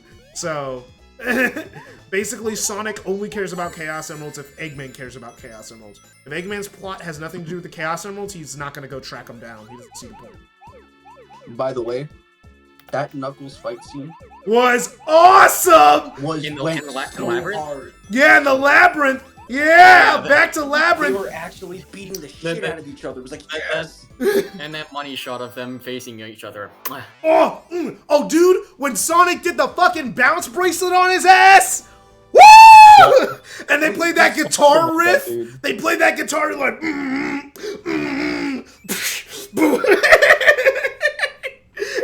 It was like, let's go! So normally this is also unrelated because I remember I just saw the movie, so I have a million thoughts going. Yeah. through Oh my no, mind. that's Sorry, fair. I'm No, sorry no, for no. derailing this conversation. Oh no, dude, it's cool. It's cool. The conversation This was is all really. fresh thoughts after seeing the movie. No, it's great. I fucking It's great. love that dance scene. Oh yeah, no, thank you, DuckTales. You're like the only other person who's like, yeah, bro, I fucking love that was shit. So cool. I love that dancing. That dancing was so fucking fun, The bro. scene wasn't good or bad. It was just okay. No, dude, it Thanks was for fun. fucking It was thought. fun It as was shit, fun. bro. That was so fun. I love that scene. Dude, I was telling, I turned to my girlfriend after that scene is over. I was like, this is probably the scene that a lot of people were saying that they could cut. But if I was a kid, Yeah. when this movie came out, this probably would have been one of my favorite scenes I in the mean- movie. Obviously, I it's mean- good I for mean, kids. again- No. But the thing is, what, Alex? You don't seem to be too hot on the That dancing. was one of my What? favorite What? scenes. It's What not do? good, No. it's fine. But let me ask. It's not bad. No. Let me ask the question. Because you probably have a better perspective than I do. What do adults have against dancing in kids' movies? Because they seem to hate dancing. Like it's like they will actively box a movie if they have a dance sequence, and I'm like. What is the pent up aggression? It reminds against us. It reminds us. Let me. It's I actually have a Iggyminious, response right? for this. Okay. It reminds us of High School Musical. That's it. No. That's it. Here's the answer. People think that dance scenes are just a waste of time and it's filler for a movie. Mhm. But that's only the case when the dance sequence is bad. Yeah.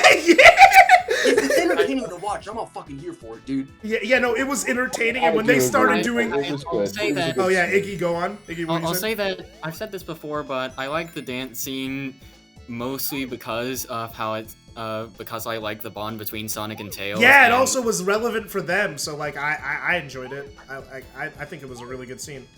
It was fun, and I love the scene right afterwards where they're talking and everything, and it all calms down.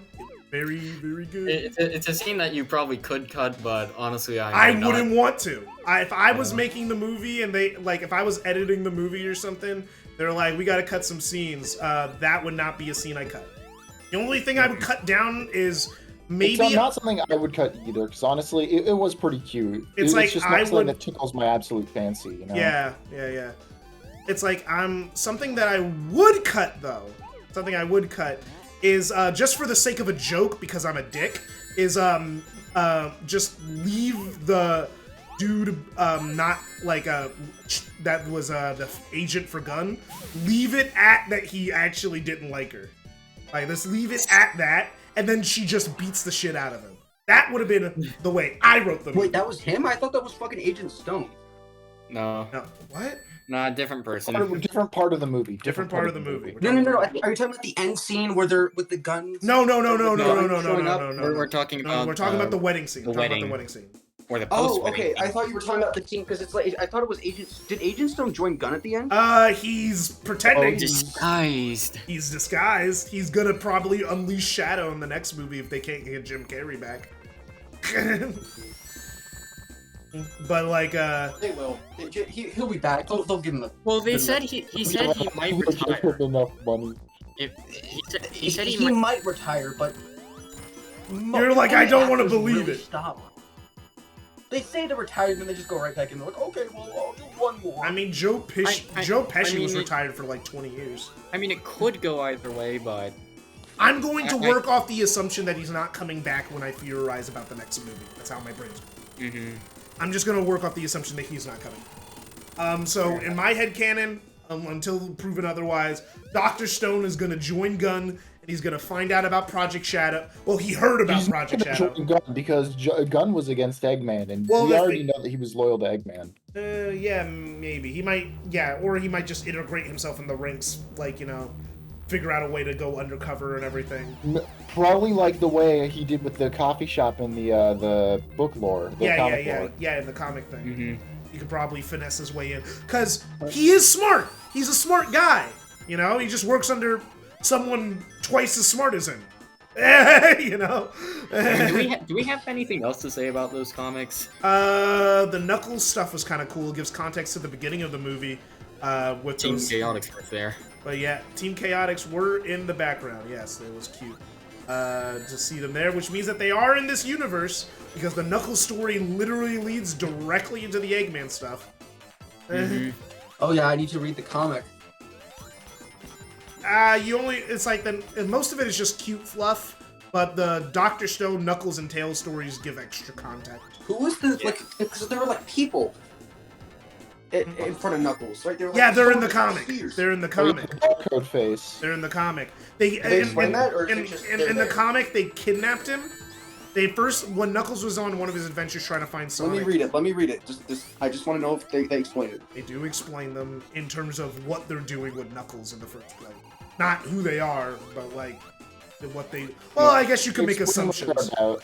I guess you could make Ken assumptions. Pender's trying to sue Paramount. Yes, he's trying to sue Paramount over the backstory Because why not? because he's like, oh yeah, no, it's Enerjack. He's losing control, and us fans are loving the fact and are reveling in his sorrow. Because he feels that he owns anything Echidna related, according in Sonic, to the point where he's now saying, he literally said, "If let me quote him. Let me look at the quote that I posted. I posted it in Sonic, I think. I mean, most of this is stuff we've already talked about. Yeah, no, but like they're not here Just for it. gauging me. Yeah. So they were okay. This is what he said. It occurs to me that Knuckles the Echidna could become a major player in my forthcoming graphic novel, The Larasu Chronicles. People said I didn't own my stories, and look how that turned out. I own the whole Knuckles Archie Sonic comic book mythology. Okay. So I can put so Yeah, they- yeah, you own look how you that own turned you, out. The you, whole you world can't is own the against fact you. that there's an army of echidnas. Yeah, it's like that doesn't work in a court of law, bro. That's not how law works. Something could be similar, but it does, as long as it's not exactly copy and pasted. Even Ken Pender's diehards, bro. Even diehards are on his ass. The only diehards I know is Nebs. Nebs doesn't like him right now. Wait, yeah. Even Nebs is like, nah, bro. This is stupid. Like even So Knuckles can't have a dad, I guess. Okay. yeah, Knuckles can't have a dad. Knuckles can't, according to unless Ken Penders gets paid a handsome sum of money. But yeah, No, no. refuse to pay jack shit. Someone's got to stand up to him sometime to make the land in his fucking place. Yeah, no. I hope Paramount takes his shit in. They will. There's no way a multi-billion-dollar corporation like Paramount's gonna let this shit slide from some fuck why. Yeah, this man, he's been treated by Sega so nice for so long. He's gonna get a taste of real just- court real soon. And it's also because Sega's like really apathetic towards the Archie shit to begin with, so they didn't fight that hard over it. It really didn't care either way. And then Archie just was fucking incompetent. So And he's just gonna get fucking slapped in the face, and I'm Oh, yeah. gonna be here for it, man. I'm gonna fucking love it. But yeah, okay. Moving back to the movie. Okay, so sidetracked. we talked about the Knuckles fight scene. I love the scene right after where Knuckles and him are talking. After they save each other. That was good. That was like really good. You gave yourself you gave me an unneeded tactical advantage or some shit like that. Yeah. is what Knuckles said. Yeah, And it's he's like, no, it and wasn't. so a I don't fucking understand. tactic, you idiot. This is what friends do. It's, yeah, nah. Then they become buddies after that. I love what he says to Tails on that plane, though. It's like, sorry, I hit you with the vehicle. I wasn't injured at all. And don't worry, my revenge will come when you least expect it.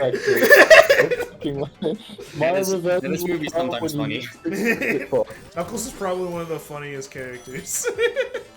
But not like dumb funny. He was just actually funny. It's not even that he's dumb in the movie. I'm gonna use what Vic used in his video. He is a fish out of water, boo, not dumb. boo. Use your own sources. Fuck off. Use your own. Yes, you see, you can use my sources because it's on my channel. So you can use my sources.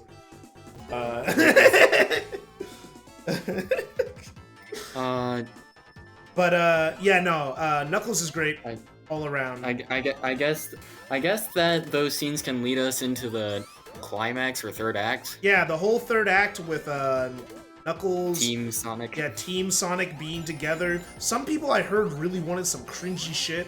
Some people were like, "Oh man, I wish they said we're Team Sonic or something like that." I'm like, "No, I think no, It already no." happened in Sonic Boom. You already made that joke. We did that I in think Sonic Boom. They said Sonic Hero.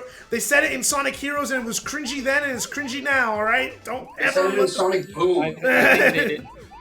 Team I Sonic. think Oh, the Team whole- Knuckles. Team I Knuckles. think the whole corny team formation thing was done well enough as it is. Yeah, it's like I think this is our moment because the movie's been building up to that throughout the entire movie. It's like I think people really sometimes want more stuff from the games than they want the movie to stand on its own sometimes, and I think that's a perfect example of that because the movie built in its own universe.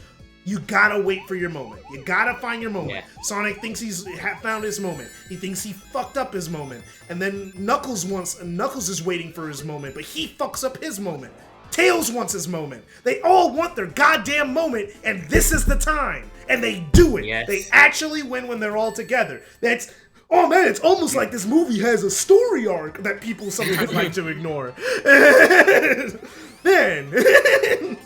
Also, another thing about the climax is how kind of creepy the whole Master Emerald fused with Robotnik thing is. That but I kind of like it for that reason. Yeah, no, it was great. I think the kid next to me might have been hugging her mom. At that point.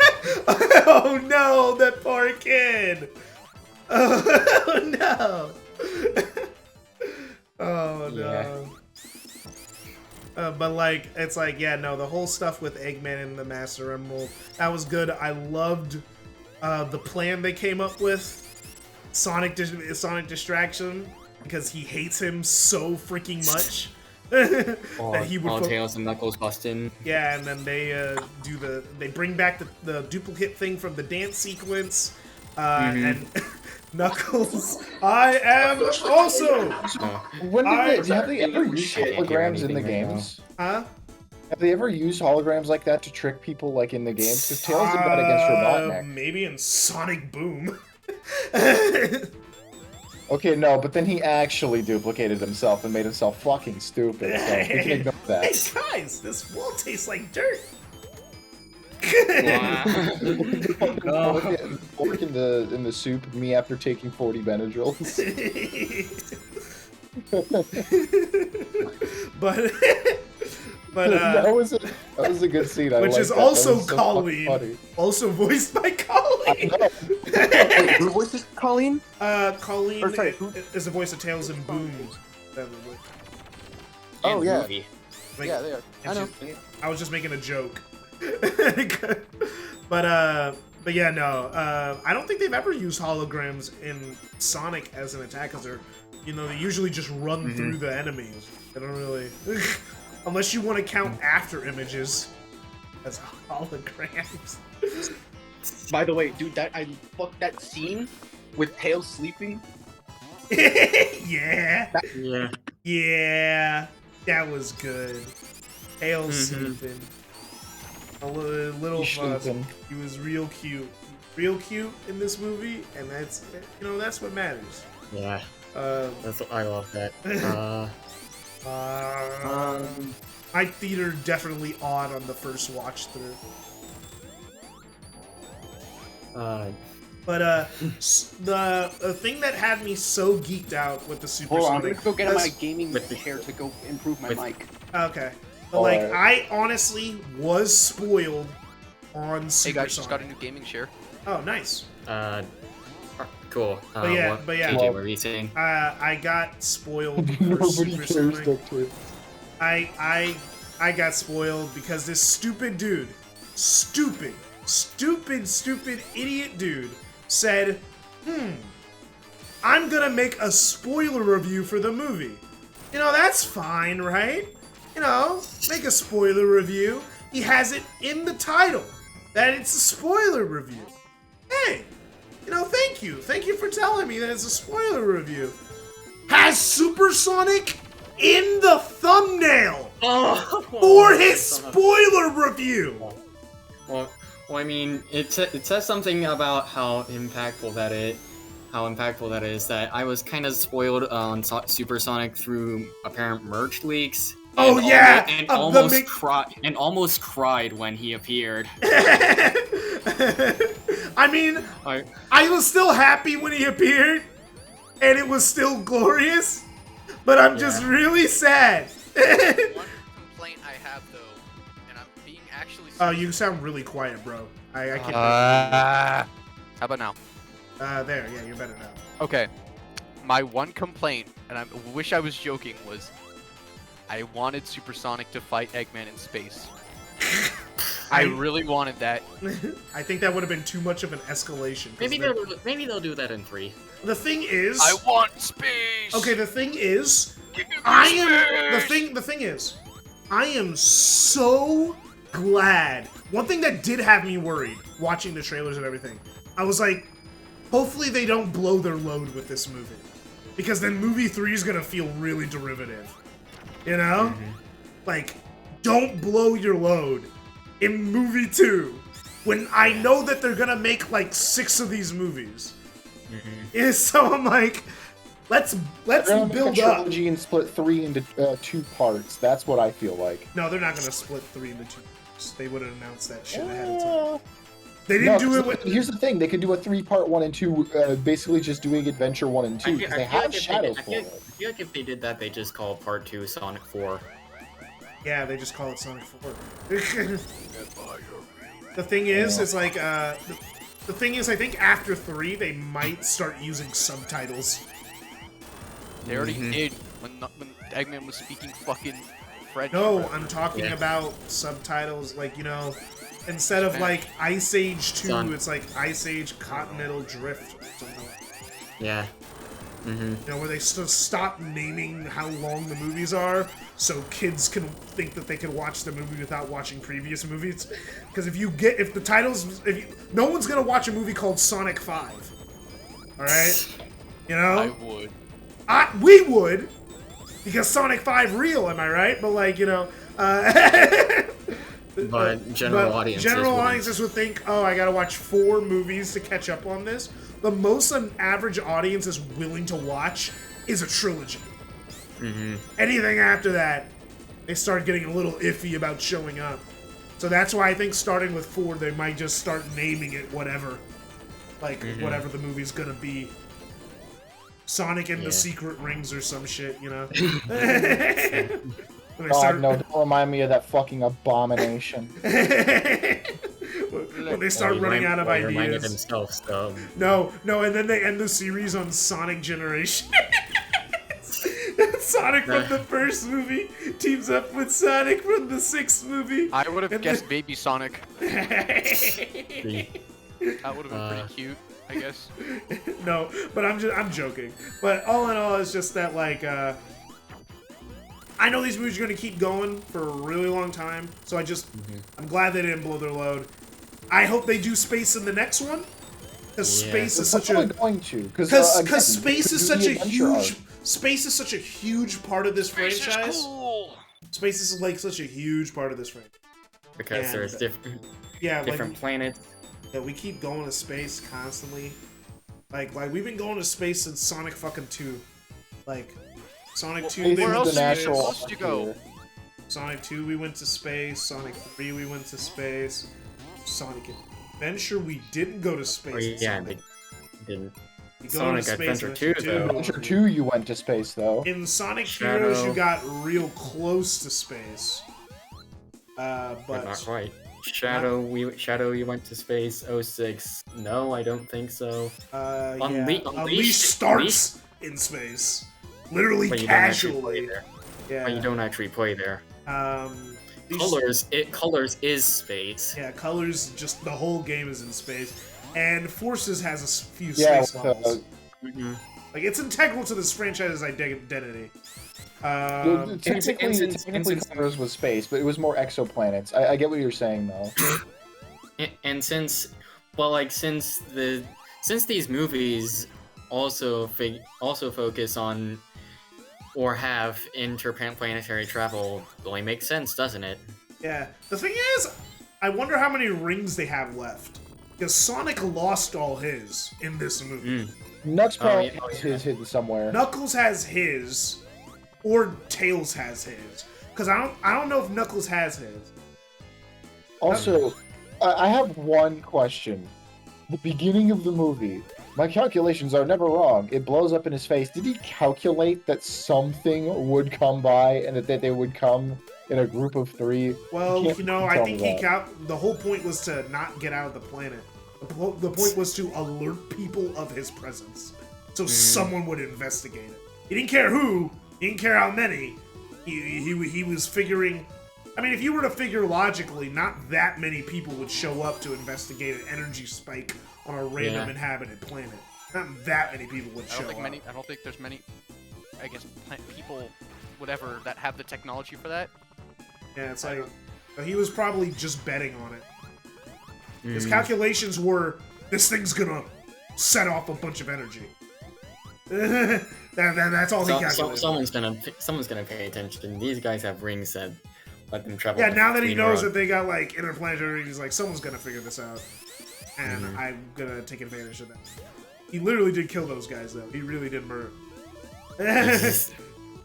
Had the booby traps. He obviously did not plan for 4 people, though. He was not ready for Knuckles. But he became ready in like a second. I mean, I just find it so funny how fast he switched. I do love how Eggman reacts to Supersonic, though. Where, like, he is like, I like how Supersonic reacts to Eggman, just like casually holding one of Eggman's fists with his own fists and just tipping the robot over. Yeah, no, that last tap, that 06 reference, unnecessary. What 06 reference? They referenced the 06's first cutscene when he tapped. How he tapped. Yeah, I was like, do I know that? Now I know what you're referring to. I was like, oh yeah, yeah. My That's theater laughed on the first one when I like in my fan showing. They're like, that whole scene was so good. I just can't look at it. It's too bad. But yeah, no, it's like that 06 tap. I didn't expect any 06 references at all. I don't think anyone expected 06 references. It could have been accidental, but Nah, dude. That's like really specific. That's like the only time Sonic has ever done that move, you know? I guess that makes sense. it's like. I mean, they know. They're willing to reference Fleetway Sonic. Yeah, I know. They're willing to reference fucking Fleetway. He's not the same. 100% knew they were referencing the UK comic with that, and I Dude, loved I it. was literally like in the theater. I was like, bro, are they doing Fleetway? The guy right next to me was like, yo, bro, they're doing Fleetway. I know, bro. Are they doing Fleetway? That was happening? We're doing Fleetway now? So fucking pissed looking at Eggman. He's just like, oh, I'm. Oh yeah, he like, was it's mad, like, dude. Please, not in front of the children. Bro, he was so mad at Eggman. What I love is that I love it. Good. It was. Supersonic was good. Some people were like, I wish Supersonic was there longer. I'm like, Supersonic is a character that can't be on screen long unless he's fighting another Super Being. It's like I saw one complaint that they're like, how come they didn't do more with Supersonic? Like in Sonic Unleashes. He actually did serve a purpose that I don't think anything else could have served. And it's like, some people were like, how come this didn't have the same flair as the Unleash cutscene? It's like, well, in the Unleash cutscene, he's fighting a fucking fleet in space. Here he's fighting one robot. It's very easy for Supersonic to handle one robot. AAA, you've seen the movie, right? Yeah, you've seen the movie AAA? I know you have. We're near the end of the conversation, though. How did you feel? He's gone now. Oh, he left on it. Sad. Anyway. Now he's back. Look. Please speak to me. What'd you think of the movie? You're really quiet. It was insane. Quiet. Oh my god. Why does this keep happening? Alright, give me a second. Well, you were kind of loud for a second there. Yeah, when he was screaming into them.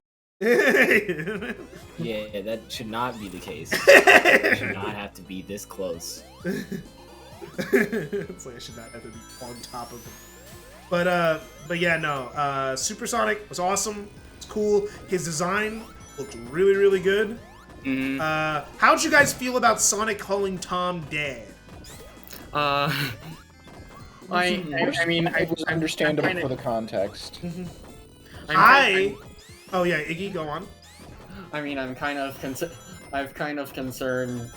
Okay. I'm kind of concerned for the third movie, but in that specific instance, I kind of took it like how other content creators call each other dad. That's a weird statement. I would have never thought of it that. That's a good one. Thanks. That caught me off guard. But so I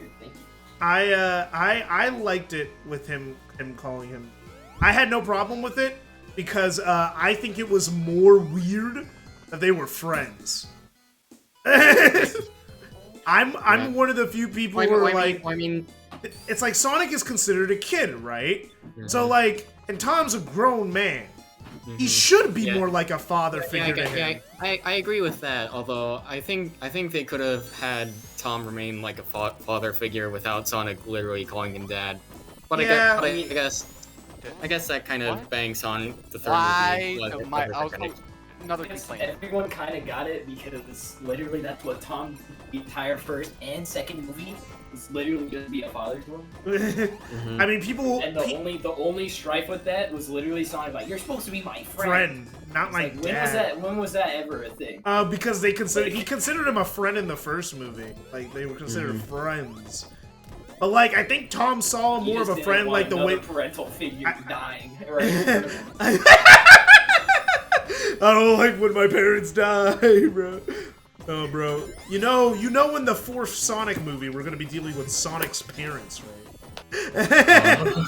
When they start running out of ideas. Only Uncle Chuck, please. No No underground stuff. No underground No, stuff. Sonic actual. It's like, Oh, and there the you throne go. awaits. No, The scissors come from a deadly. One of the Give up Sonic, the the Sonic, Step up, right? the Sonic 5 trailer starts off with Sonic strumming a guitar and Tails and Knuckles in a band behind him. It's like no. One scene from that one movie, like no. Wait. No.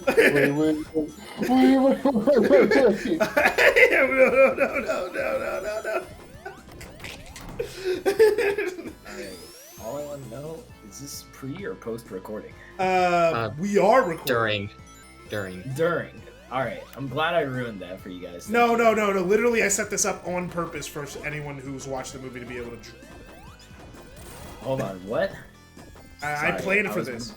I literally planned Okay, for you to drop it at some point. It's late. Mhm. I literally. Anyways. Did you say what you thought of the movie overall, AAA? Oh, overall, I don't think I have yet. And 9 out of 10. It would have been a 10 out of 10 if Eggman didn't floss. Because he ranked. So there you go. That's true. He did. That's true, Bro, there was a line AAA told me about after he watched the movie that I completely missed because my theater was already like laughing at Eggman talking the way he was. So like we were already laughing at that, so we missed the dialogue of if you don't know how to floss, you'll get lost. I missed that line. So when he said, I was like, no, he didn't say that. What are you talking say about? that. It's like, no, you're gaslighting me. It's like, no, he said it. It's real. So on my second watch through, I made sure to keep checking that. I was like, no, he did say that. It's funny though. But nah, man. There are a lot of flaws. It's, Look at flaws. It's a good movie. I like it. I liked everyone. I thought Knuckles was a little bit too caveman, but that's fine. Wherever they want to take him. Just a little. I think the longer the thing is, my headcanon is that by the third movie, Knuckles will have a complete turnaround, kind of like how Drax did Guardians Galaxy 2, where like he was They way are more inspired by Marvel, after all. where he's way more adjusted. So like, Yeah. like Having spent Knuckles probably months with Sonic, Tails, I and the think- Wachowskis. I have a feeling that he'll swing the complete opposite direction and just either know everything or like be really into social media. Yeah. Because Sonic, Tails, and Knuckles aren't a secret anymore. You know? They're not really a secret. They don't really gotta hide. Too many people have seen them at this point. I mean, maybe we'll get some of that development during the show featuring Knuckles. I just want a Knuckles. quick. All I need is a quick moment of Knuckles live streaming on TikTok, and I'll laugh. I'll do it, bro. Alright, guys, I can here's actually my new imagine that TikTok. becoming a thing. It's like- It's Punching sad. people. It's sad, but I can totally see it. It's like Like him holding up the looking phone, for- about to crush it. Hello, puny weaklings. I have been on your planet for a few months now.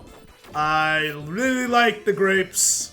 And What is this? What are these frogs your species talks about? I would like to see them. my favorite flavor I like ice cream with sprinkles. Not a big fan of chocolate though. Love strawberry. Wish there was a grape flavor. It would be incredibly better with a grape. It would be I still delicious. love that. I still love You that. nailed it. Him just standing there.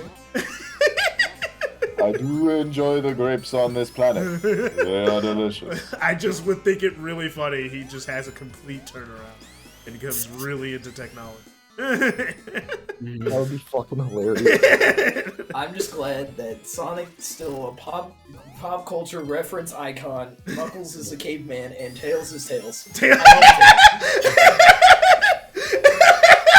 I guess the voice acting must have something to do with it. And Tails is That's just in part of it's literally still just Tails. Tails. It literally just Tails. Just Tails. Do you like Tails? It's just Tails. It's Tails. It's Tails. It's the best Tails you've seen in years. Come on. Where he actually wants to do not saying something. that much compared to Sonic Help Me. You know, Someone's online. it's probably the best Tails. It's probably my favorite incarnation of Tails, because Tails is we're either looking at early Tails, where like he literally is just a baby and who hangs out with Sonic, and like Sonic, he literally just a baby, and then we got Adventure Tails, where he goes through an arc. He And wants to do something and does something. And There you yeah. go. Good job. yeah, And then there's Heroes where he's just a snot-nosed brat, but like that's the voice actor's fault. you skipped over Adventure 2. No, I say the Adventure games because they're like connected in my brain. Adventure 1 and Adventure 2. Well, I mean, I don't know. I feel like Adventure 1 was mostly about Adventure 2. He was kind of brains behind the whole thing. Yeah. He was more integral in Adventure 2. Yeah. Shadow, he flew around in his plane one time in one of the levels, I think. Oh yeah, Great job. Yeah. But he was helping Gun fight off the aliens at one point. So 06, he was there. like He typed on a Tails computer. and Knuckles basically got nothing. Yeah. Tails was Sonic's sidekick Whoa. in 06. And in Yeah, they kind of got just like jumped with Sonic, and then Sonic would go do something else with Elise, and they're like, okay, see you later then. and then like one time he chased down the egg carrier and then fucking failed. Yeah. You wasted so much fun. Yeah. And then Unleashed, he's back. He's like he's kind of back. Yeah, He's like- Sonic, I'll take you around on your plane. I'll fly you around on your plane. Yeah. He kind of there. Yeah, the lore He says says after that you got on his plane, right? Look, Then after that, he was mostly just he kind was of he was sidekick. just tech guy. He was just tech guy. Yeah. He sucked in Lost World. Your Tech mileage guy may is vary on Lost World. only good films. Only because good they Tails go is with in this that. movie. It's like, guys, maybe. Because the way they characterize him is like super genius with tech stuff. I wouldn't That's not say that the, good for games. I Yeah, wouldn't it's, say stick the, 'em I in wouldn't the say back. the only good, but It's- I wouldn't debate you on the best. yeah, the best. Yeah, no, he's Yeah. probably the best incarnation of Tails that I can think of off the top of my head. Unless there's a version No, I'm just missing. I'm just saying that smart guy trope in general Does not is, work like, in video game. Yeah. not that great in video games. There's little you can He's do. a smart guy, but also we get to see him idolize Sonic, slowly bond with him, And then also have a Kinda- fucking kind of- gun. And also Tails Oh, is yeah. packing Laser with a gun. fucking gun. Shooting those robots, That's bro. funny. I just like that this was the heroes movie. It was Yeah. it was This was the oh my god. someone said someone said here's a perfect description of this movie. Sonic 1 through adventure with a bit of heroes splashed in. There. Yeah, pretty much. yeah, I don't deny that. They just left out Adventure 2 because Shadow was in that one. And that one just requires more time. No, I'm just so glad. I guess now that I think about it, Gun was in this one, so Yep. They did set up. They did set up. Look, SA2 was on the helicopter. so I guess this is every Sonic game up to Heroes. Maybe even 06 because of the tap. It's just No, there was no princess. There was no princess. There was no princess though. That's all the 06 references. 06 with like The it Sonic has like movie. one drop. The thing from is, 06. what's really funny, I think Blur Animation and Marzipan are the people animating these movies. Right? It's like, so what's really funny is that Blur did do the opening cutscene for 06. So probably someone on the team is like, guys, guys, We gotta do it. we gotta do it. It's gonna be so cool. Because the funny thing is, it's supposed to make you think, like, oh shoot, that's not our Sonic, because he's just ripping through Eggman, and he's serious. And then he just does that, and it's like, oh, that's the way it's gonna be? Yeah, it's still Sonic. The thing is, he also Still gonna summon the chili dog from the sky. materializes a chili dog somehow. remember, I in this summon- universe, Exactly, the the thing Sonic is what's once really more. funny is that the rules of the Chaos Emerald are pretty loose, right? They play really loose and fast with the rules of the Well, they games. they Well, they're hammer it designed in to be. even They in fit this whatever movie. the situation is, Yeah. but the rules are unchanging that they have unlimited power. Yeah, in the games. See, they made the Right now, rules yeah. even looser in the movie universe by saying Like, it that's turns instead your of it- thoughts into power.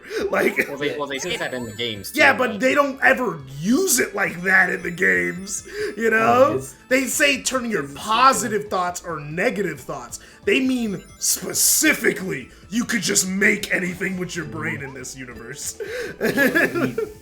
You become the Dragon Balls. And you Oh, become yeah, the yeah. dragons. Yeah, AAA, like, you understood when, like, he set off the 7 Chaos and was like, oh, we're doing the Dragon Ball thing, where now that we gotta find them again next movie, right? Yeah, you have all of this ultimate power, and you just sent him away. Yeah. Yeah, Understandable. Have a nice day. Yeah. it'd be really funny if... Also, Knuckles putting Oh, together oh, the guys. Master Emerald. Oh, did you guys ever look into I any... was confused. I was like, Did you guys look into any leaks like for the movie like, before it came out? I did. No. Okay, Fully no. so there was Not one on guy purpose. who got a preview screening, and most of the movie is pretty spot on to what we saw. And this is like pre-trailer, Like he predicted that it like he predicted a bunch of stuff, and like he was pretty spot on. But apparently, a thing that was gonna be in a version of the film that they probably changed is that they were gonna do like a combining of the worlds thing, where like Sonic had to decide between Earth and going back to his world or something, and he couldn't do it, so he used the Master Emerald to combine the worlds, I love like Sonic a la Sonic X. And that's how the movie would end, with that clip, and then you end with the Shadow teaser, and it's like, You know, that's crazy. that's a I can't crazy. believe they was like, let's just do Sonic X, guys. That would be great for the third movie. And then they were like, wait, we're already doing Shadow. I think we can. Wait. The thing is, See, I was hoping that the freaking E104 Gamma fake end screen one was real. I knew it was fake, but I wanted it to be real. I knew it was fake, but I wanted it to be real. I wanted it to be I so found it real. on YouTube before, and I was like, man, that's cool. I wish that was real. Would have been better than Shadow IMO. I hate Shadow, bro. The thing is, well, we got the best interpretation of Tails. And we got the best interpretation of Tails. We got a really good interpretation of Knuckles, a new take on him. We got a new take on Sonic that I like. You know, I'm interested to see what they're gonna do with Shadow. Like, what take? Like, how are they gonna do this? Is he gonna be just I hope it's Vegeta? a Tails situation where it's literally just the same thing. Like, Just the same character, like just like better, fundamentally- just better. Like, Same character, just fundamentally, these characters have had a lot of similarities, like Tails being tech happy and having an affection or heroic worship of Sonic, Knuckles being a warrior who's also gullible, Sonic being kind of confident. Except in this movie, Sonic- he was the wrong type of confident. He was confident, but not competent. There's that. Yeah. That was So the thing. I was holding Shadow, I feel like they'll probably interpret his whole redemption arc from SA2 in some fashion, but I don't know what. Yeah, it's like these I movies can't are wait so for- different that it's hard. It's hard to tell what they're gonna do next, but I hope it's good.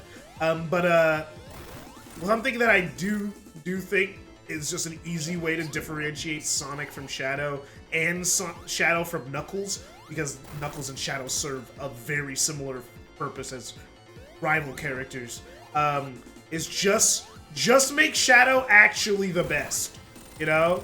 Sonic sucks right now. Unlike in the games where like Sonic was like epic gamer already by the time of Adventure 2, this Sonic isn't the best at everything.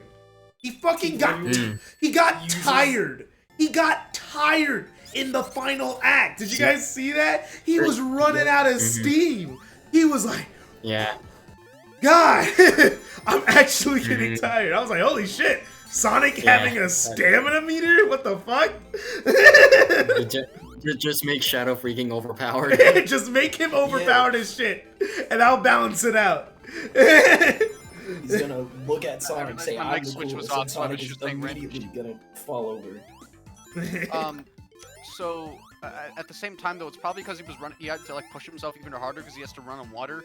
Oh yeah, no, no, he did develop in this movie, and it's good. Sense. It's He has good. to run a lot harder. Yeah, no, yeah, he literally, all the stuff that happened, he literally... Okay, basically for him, it's been a long day. Because in the morning they had the Siberia snowboard situation. Then he got tased soon after that was over. So that was like... Tase is just muscle, like... Yeah, no, but it that's just triggers your still... muscle. That doesn't, like, drain your stamina. I mean, it's still fucking... You're gonna feel that for a little bit. So he was tased and locked in... Actually, that's the exact thing, is that it doesn't last that long after. Okay. Like, so right after that, like, give or take about 10 minutes for him, 10 or 15 minutes, he then runs on water, which took a lot out of him, gets knocked the fuck out, has to run throughout that entire labyrinth avoiding traps, so he wasn't running casually. He had to be on high alert. Fought Knuckles! And then now is fighting a bunch of robots. So yeah, it makes sense that he's tired. I'm not against him being tired. It's just that you never see it. You never see Sonic ever be tired in a game. The most I've seen him be tired is in the IDW comics, but that's because it was the Zombot saga, and he was literally running for weeks. Literally running for like a week, and could not sleep. Like he was tired by the end of that shit. Sonic was out of breath. But like, yeah, no. But like, predictions. Like, I guess we should just Sonic like, Movie 3 predictions. and Knuckles Oh, TV boy. show illusions, I guess.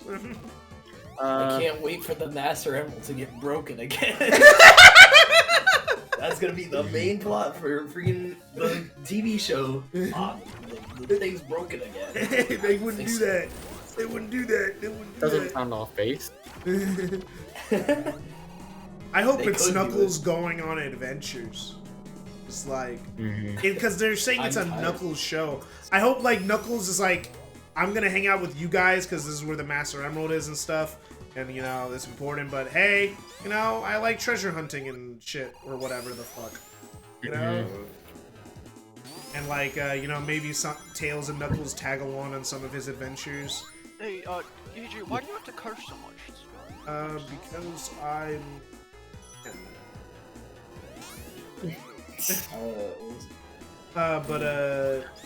Show is either gonna be about looking for the Chaos Emeralds or looking for Master Emerald fragments. Yeah, and they might use it as a chance to introduce Chaos because Chaos does the Chaos mural does exist in the movie. Wait, Well, have we seen well, it yet? I'm not It's- sure how I'd feel about them introducing both Shadow and Chaos. I mean, you could replace the Bio Lizard with Chaos. Oh, There's always I guess the that's show as well. Oh, another thing I want to bring up is, think they'll introduce Amy? I hope. I thought she was gonna be because the person to get introduced before I got spoiled for it. it's like the thing is, it's like I hope they introduce Amy because, man, it's kind of a sausage fest, am I right? Like at this point in time, like there's like we got Maddie and Rachel, and they're both human characters. That's it.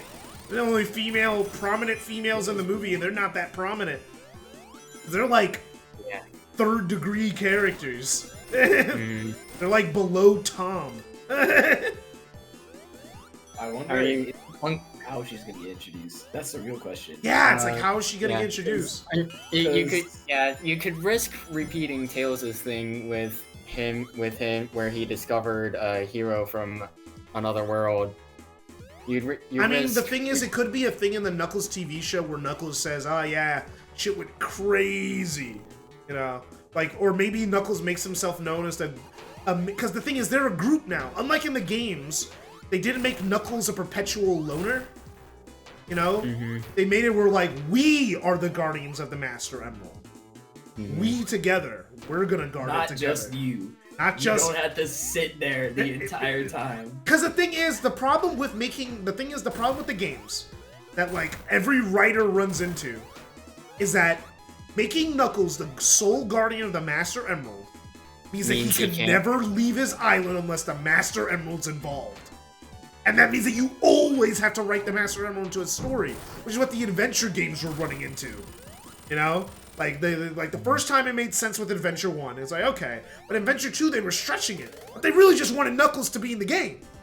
Well, I mean, I guess the Master Emerald comes into play, but I can see what you mean. Yeah, it's like,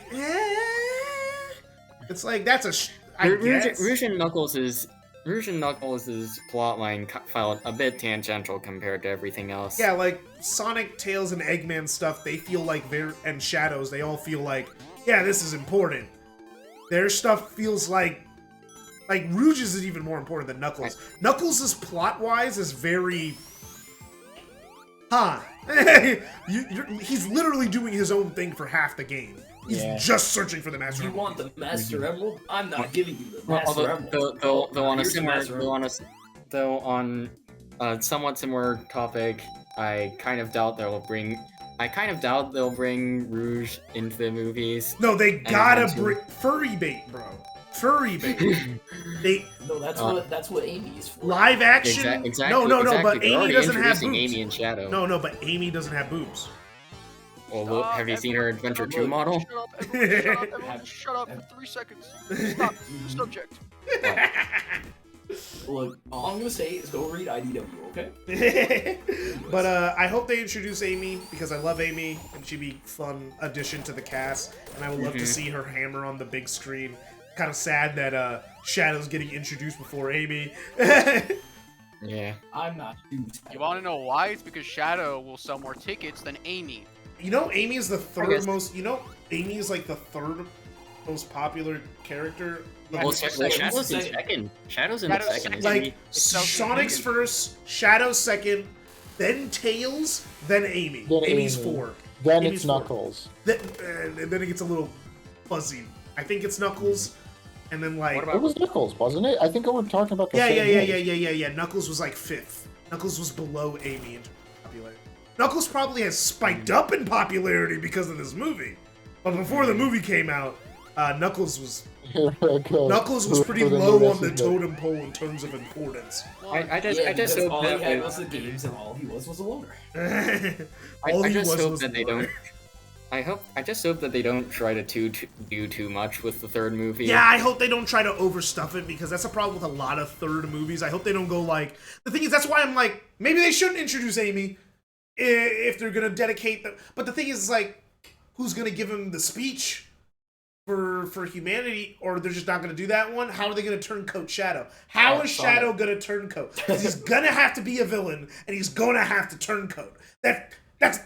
He's not Shadow if he doesn't do that.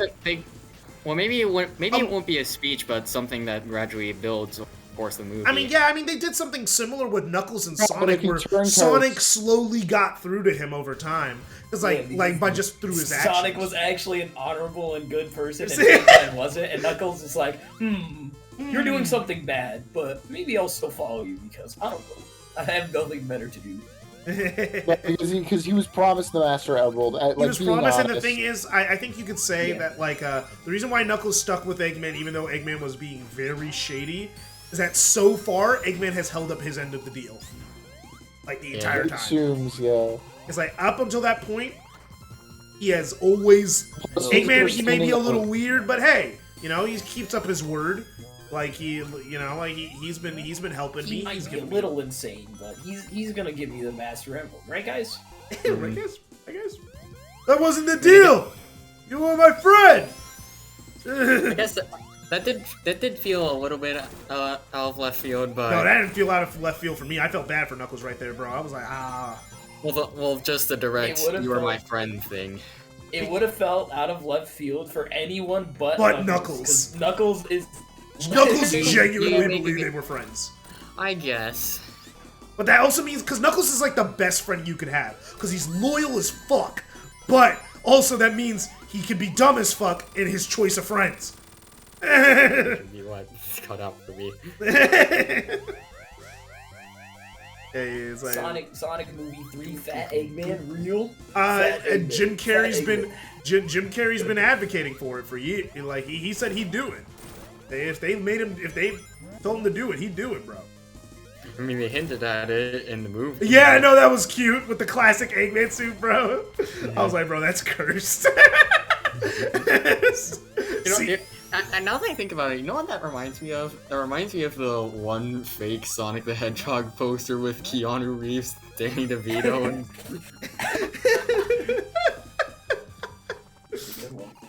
What's really what should be really good, what I'm really looking for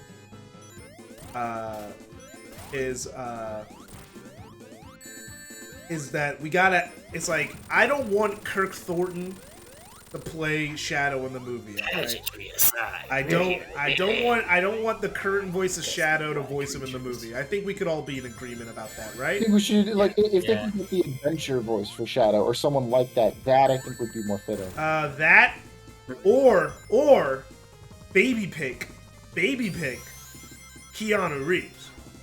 Why don't we just do Jason Griffith? That why would not? be- Because that would never happen, DuckTales. That would never It would be happen. funny. I'm trying to be reasonable, all right? They're not gonna get Jason Griffith. That's my favorite voice. I don't get the things I want, all right? about Colleen, but she's current, so. Yeah, Colleen's current. That's why she got in. Jason Griffith is not officially voiced Shadow. Oh! Now that I'm thinking about it, it comes Sonic seeing Keanu on TV in the first movie. Wait a second. You sound like someone I know on TV. What? I don't know what you're talking about. I don't know what you're talking about. It's like, I know you're saying Jason Griffith DuckTales, but think about it. Man has not voiced Sonic since 2009. It's been over a decade. Let that shit die, bro. Shut up, a man can dream, a man. I know, don't dream. Dreaming only leads to disappointment. Well, that's a way to go about life. I dreamed that Roger Craig Smith wouldn't be the voice actor of Sonic anymore and we get a new voice. That didn't happen, alright? Wow. That didn't happen. It was real to me. It was real for 4 months. And then it wasn't real anymore. Feelings for her are not real. But They yeah. were real to me. Okay, Like that, predictions are just a crazy SA2 live action adaptation, maybe adapting SA1 and SA2 at the same time in a specific way. Because both of them are both games are Race for the Chaos Emerald storylines, so you can kind of mix them together and then just add the chaos shit in if you set it up in the Knuckles TV show, you know. Yeah. Which, you know, I hope we don't get another live action Archie comic like we did for this one. As Ken Penders has been saying. no, my gosh, no.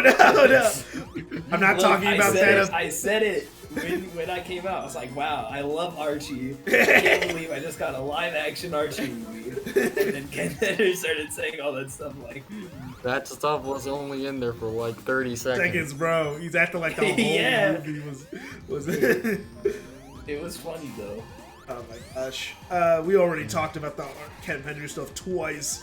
I'm not doing it. Yeah, I know. I'm sorry I had to bring it back up. Very I just got here. I just Right. thought it was funny, okay? I'm But sorry. yeah, no. So Shadow, obviously, Adventure 2 plot. What I want is for Amy to somehow get slipped in there, but I don't think she will. Yeah. It's I like, think if it's gonna the be thing like is, a- I'm surprised they've hold back on giving Sonic a love interest with Amy. Because she's like, that's the Hollywood handbook, right? You know, give main character love interest. And they didn't do it. And that's why I'm like, she's right there, guys, you know? Do it! Do the thing! Why? Still, Do the shitty trope. It benefits me this one time. I mean, if it's written well, I probably won't mind it. But I mean, I don't know. Like, I don't need them to get together or anything. Just have her in the movie. we'll just have to see. I'm not that serious. I don't mean, I'll get together or something. Yeah, I'm not. That's what I'm thinking, like, consider. But like, I don't. It's like. I guess you could change Amy's role and function or something. You could give her. You could give more to her story because she's basically in this movie universe. She would just be Tails, because she's a Sonic fangirl. And then matures over time. But so I guess you could change her form and Here's function. the funny part: Sonic hasn't been around Amy at all, Yeah. ever. So Yeah, that's why I'm the like. only time she like knew about it was because she was like, "Oh, I'm gonna meet my." Oh no! Wait. Or whatever. No! Wait, guys! Let's Tarot see. cards! Tarot cards! That's how she found him the them. first time? What? Yeah. They could get her to get her to Earth through her fucking tarot cards!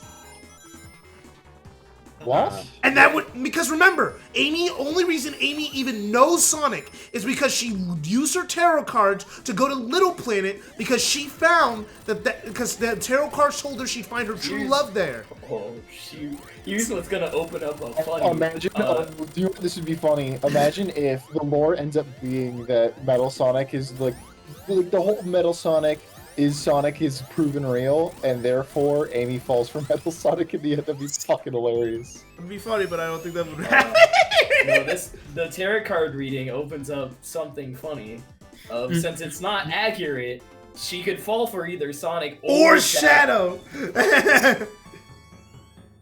But like the thing is, I figured out, I was like, how do you introduce her in the plot? And I'm like, oh yeah, how she was introduced the first reads time. the future. Fucking bullshit. That's how they got her here in the first place. Dude, be utter fucking nonsense. Utter fucking bullshit. That's how they got her here. I mean, hey, if anyone really complains, expand no one could it. complain that it's dumb, because that's literally how she was introduced in the games. So They didn't say it's dumb. They're just calling their own series garbage. It's Which, like, hey, let's face it, only Sonic fans are allowed to do that. it's like, hey, that's literally how she found him in the games. All right. Leave it alone. It's not. This just opens up. Oh, dude, the whole Shadow's, movie could be character about. arc Oh, in- dude. If they actually run with the tarot card thing, if they really run with it, the next movie could be like a prophecy type beat. It could be like And she you know like all reads those into the. girls and all the Sonic games. Yeah, there's that's just concern, Amy. Iggy. She could, That's just Amy. yeah, like they I could don't know bullshit about it. that one. Oh, you know what? They could put her in. You know what? I'm changing it from a hope to a prediction. They're gonna bullshit Amy into this goddamn plot, bro. And I am here. They introduced two characters in every movie. Okay. I mean, hey, the thing is, I would love. The thing is, what's really funny is that like I've been actually seeing. It's been years, right? It's been years, so like, you know, I haven't heard this criticism in a long time. But there are critics saying the classic Sonic stupid friends, like actually saying they added more of Sonic's stupid friends, and I'm like, oh shit, here we go again. We have entered an endless stream of Sonic. I thought we were done with this. I thought we escaped the Sonic Super Friends argument, but no, we're here. We're here. The Sonic. Once I've said this before, but I don't think critics' opinions have changed a centimeter since 2010. Critics haven't changed. Sonic fans have changed, but critics haven't changed. Every time a critic releases a review, they're like, Sega's like, yeah, we dodged the bullet. We dodged the bullet on that one. We dodged the bullet. But like, I saw Sonic stupid friends from a critic. I was like, holy Yeah, shit. stuff like that, and Colors Ultimate getting good reviews. It's like, holy shit. Oh man, nothing's changed. So Can't believe we're still stuck in the same time.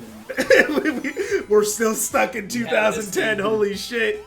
Yeah, we haven't escaped the 2000s. We never left. Oh no, I saw that. I was like, oh no, we're gonna have this argument just in the movies now. Man, I just hate Triple A, you stole my Why did fucking Knuckles joke. I was get- gonna say the same thing. We never Yep. I'm just too quick. He is a speedrunner.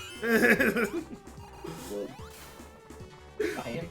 But I yeah, am no. Oh shit. Here we go. But yeah, no, I love it. Fucking I love Mario. it. So it's like okay, so we're having this argument again. Okay, let's see how it goes. But yeah, no, I just waiting for critics to like get really annoyed. It's like, now there's 6 of them. Oh god, there's 6 of them. Everyone to keep track of. Have fun. And it's like, Oh, and it's Lord, like, there's two of We them. haven't seen them for ages, so there you go. it's like the thing is with Sonic though, is like it's like a series tradition to keep adding characters every single installment. Not wrong.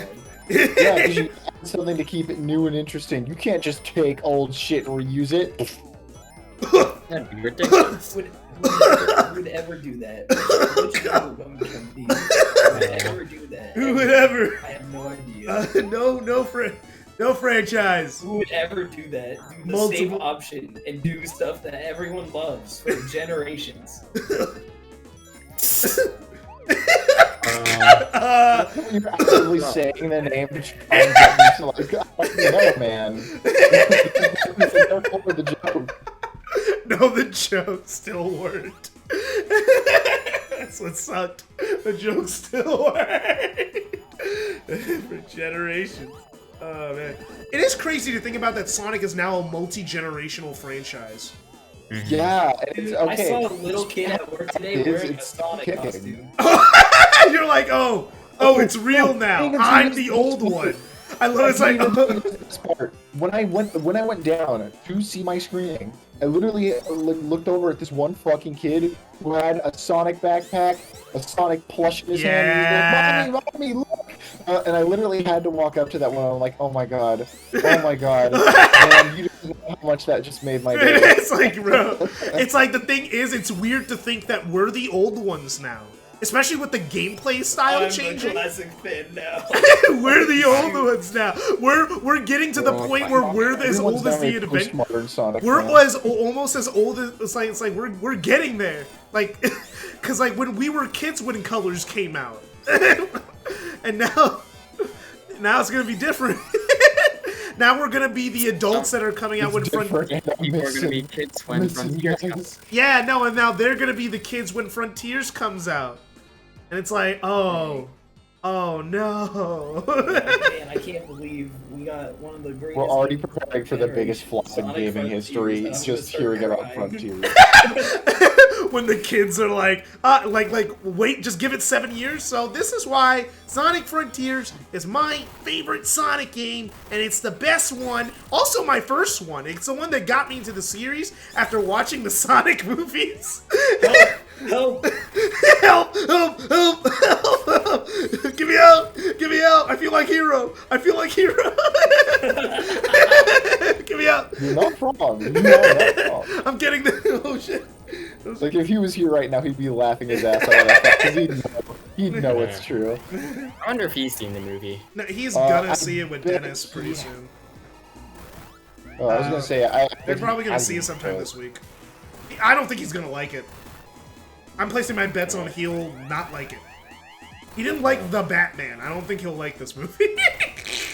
That's because that one was one of the movies of all time. Hilarious. As you see, but Sonic is a 10 out of 10. Man, best movie of all time. One of the movies. of Oh all wow, I time. was actually able to have enough rings to be hypersonic in the. Wow. I'm almost done You with the change game. it to do 100? Are you that kind of a crazy? I person? went to a bonus stage, and I got the electric one, so I had no chance of losing rings. And then I had 200 rings walking into here, so I beat the whole what Death about, Egg What robot. about the TV show? If the movie's gonna be that. Oh God, Prime's coming out this year! Ah! Ah! About the TV What's coming show, out this yeah. year? Prime! Sonic Prime on Netflix, remember the TV Oh, yeah. show? And then also the Knuckles Everyone's TV talking show about was... the Knuckles show. And the Don't Knuckles even remember TV the show, well, it's Sonic because we show. actually know the Knuckles show exists. We know it's real. The Sonic Prime, we don't know if it's real yet. Because they keep telling us it's real, but we haven't seen All we have is anything. They concept keep art. asking for animators. Classic Sonic. We only know it's like we've seen literally nothing. They keep Literally asking for only have animators. concept Tell us more. Tell us more. Let's give it, you know, Aaron Weber, you know, the thing is, you know, Aaron Weber tweeted for the first time about Sonic in a while. He said, we got so much to show you, but go watch Sonic Movie 2. So we should be getting Sonic news once the Sonic movie hype dies down. And everyone who thought they're holding off because they want the Sonic movie to do well, huh? And not take away from it. Yep. Yeah, And not have their own. You're 100% right about that. It's sad, but it was 100% seen. They were right. It's like, yep, they were right. They just literally just weren't gonna announce shit till this movie was over. They wanted this movie to be the only thing Sonic related when you look it up on the internet. Big deal. I'll be back. And it is Sonic. Though. Sonic is probably like that. Those game sell. Like the thing is, it's like Sonic's on its route to becoming mainstream. I would say, right? Like for the first time he's on his way. Yeah. in like 20 I years. mean, you could argue he already was there for a brief moment with the first movie. Yeah, but the pandemic happened, and that probably killed any momentum that movie had. You know. Yeah. But like And now, it was also kind of rushed a little bit just because of the first one, the yeah, first part. yeah. But I'm like, not gonna say anything else about it. I'm not gonna say anything else about it. But yeah, no. It's like I think Sonic's pretty close to pretty much being mainstream, and it all Mario, it's in your court now if you want to. That movie better not be absolutely dog shit. Oh, we know I can't it's not going to be be a cartoon you know. adaptation of the Mario movie. It's like, because the thing is, Mario has the advantage right now because it's a cartoon. Like, in a perfect world, the movie series would be a cartoon, like a 3D animated movie series, in a la Sonic Unleashed cutscenes. You know, it's like that would be the perfect world. But we didn't get that. We got live action Sonic, so it's like, okay, whatever. How good is it? Okay, it's actually pretty good. I'll take it. Now Mario is already starting with an animated series, so but it's animation done by Illumination. so it's not going to be amazing And- animation, just going to be and- okay animation, and the script, depending on who writing it, might be absolute dog shit. But I don't think we're going to hear anything about the We're Mario at least movie. getting something. That's what I'm happy about. We're at least getting something because it's about time that Mario had something for him. No, It's- Mario it's has the different. fucking games. He has a whole fucking console. What the fuck are you talking about? The only reason I say this is because everyone shits on the old movies for being so fucking garbage, and honestly, I do agree. But that's exactly what makes me sad. We need something to distract from those movies now. But yeah, I wonder if the Mario movie is good. People will just suddenly say the Sonic movie's trash or some shit, just like they. No, they will. All of You a don't have to sudden. wonder about that. That's true. You know, this conversation's gone on so long that I beat Sonic 3 and Knuckles in one sitting while getting all 14 Chaos. I mean, at this point, we've kind of exhausted yeah, most discussion topics. I think we did, but like, it was Yeah. fun. This was a good I'm just discussion. sad because I literally got here late. Yeah, well, you'll get to hear the rest of what we're talking about in like the video. It's gonna probably come up tomorrow. All right. I'll probably upload it tomorrow morning. But yeah, because I was supposed to do. I'll talk about that later off thing. But like, yeah, no, this was fun, guys. This was fun, guys. Yes. I hope to do Movie this good. more when If you haven't seen it, I don't know why you watched this whole 3-hour bullshit, but go watch it. It's good, What and I hope you bullshit? enjoyed Oh my my Sonic. god, wait. I have one last thing to say. What? This conversation reminds me of this video where this dog named Bubba eats the bean burrito in 1 second. Oh my gosh. Yeah, that's such a good. All right. Thank you for showing up, guys. I'm gonna probably stream if this video is coming out on Monday. Not I'm even streaming. joking. I'm He streaming literally it. goes. Oh my god, I hate it. No. I stream on Yeah, Mondays, DuckTales. Mondays, Tuesdays, and Thursdays. Those are my streaming days. I've decided, unless I get a real job, which I don't want to. But if I get a real job, that'll change. But hey, you know, that's this life, bro. We're gonna have 50 more seasons of spoiler cast and 50 more Sonic movies. There's gonna be, we're gonna go crazy. We're gonna go to space. There's gonna be a multiverse. Eggman said multiverse in the movie, so there's gonna be a multiverse. Sonic in the Sonic verse. It's Man, gonna be. I can't wait it's gonna till be. we're 80 and we're reviewing the Sonic 70 movie. It's gonna be great, Morty. It's gonna be great. It's gonna be great. All right, but all honestly, Okay. yeah, no, movie was fun. I'm probably gonna watch it a third time with my sister and my cousins, around Easter or something. Yeah. All right. I'm gonna end the recording there. See ya. Bye.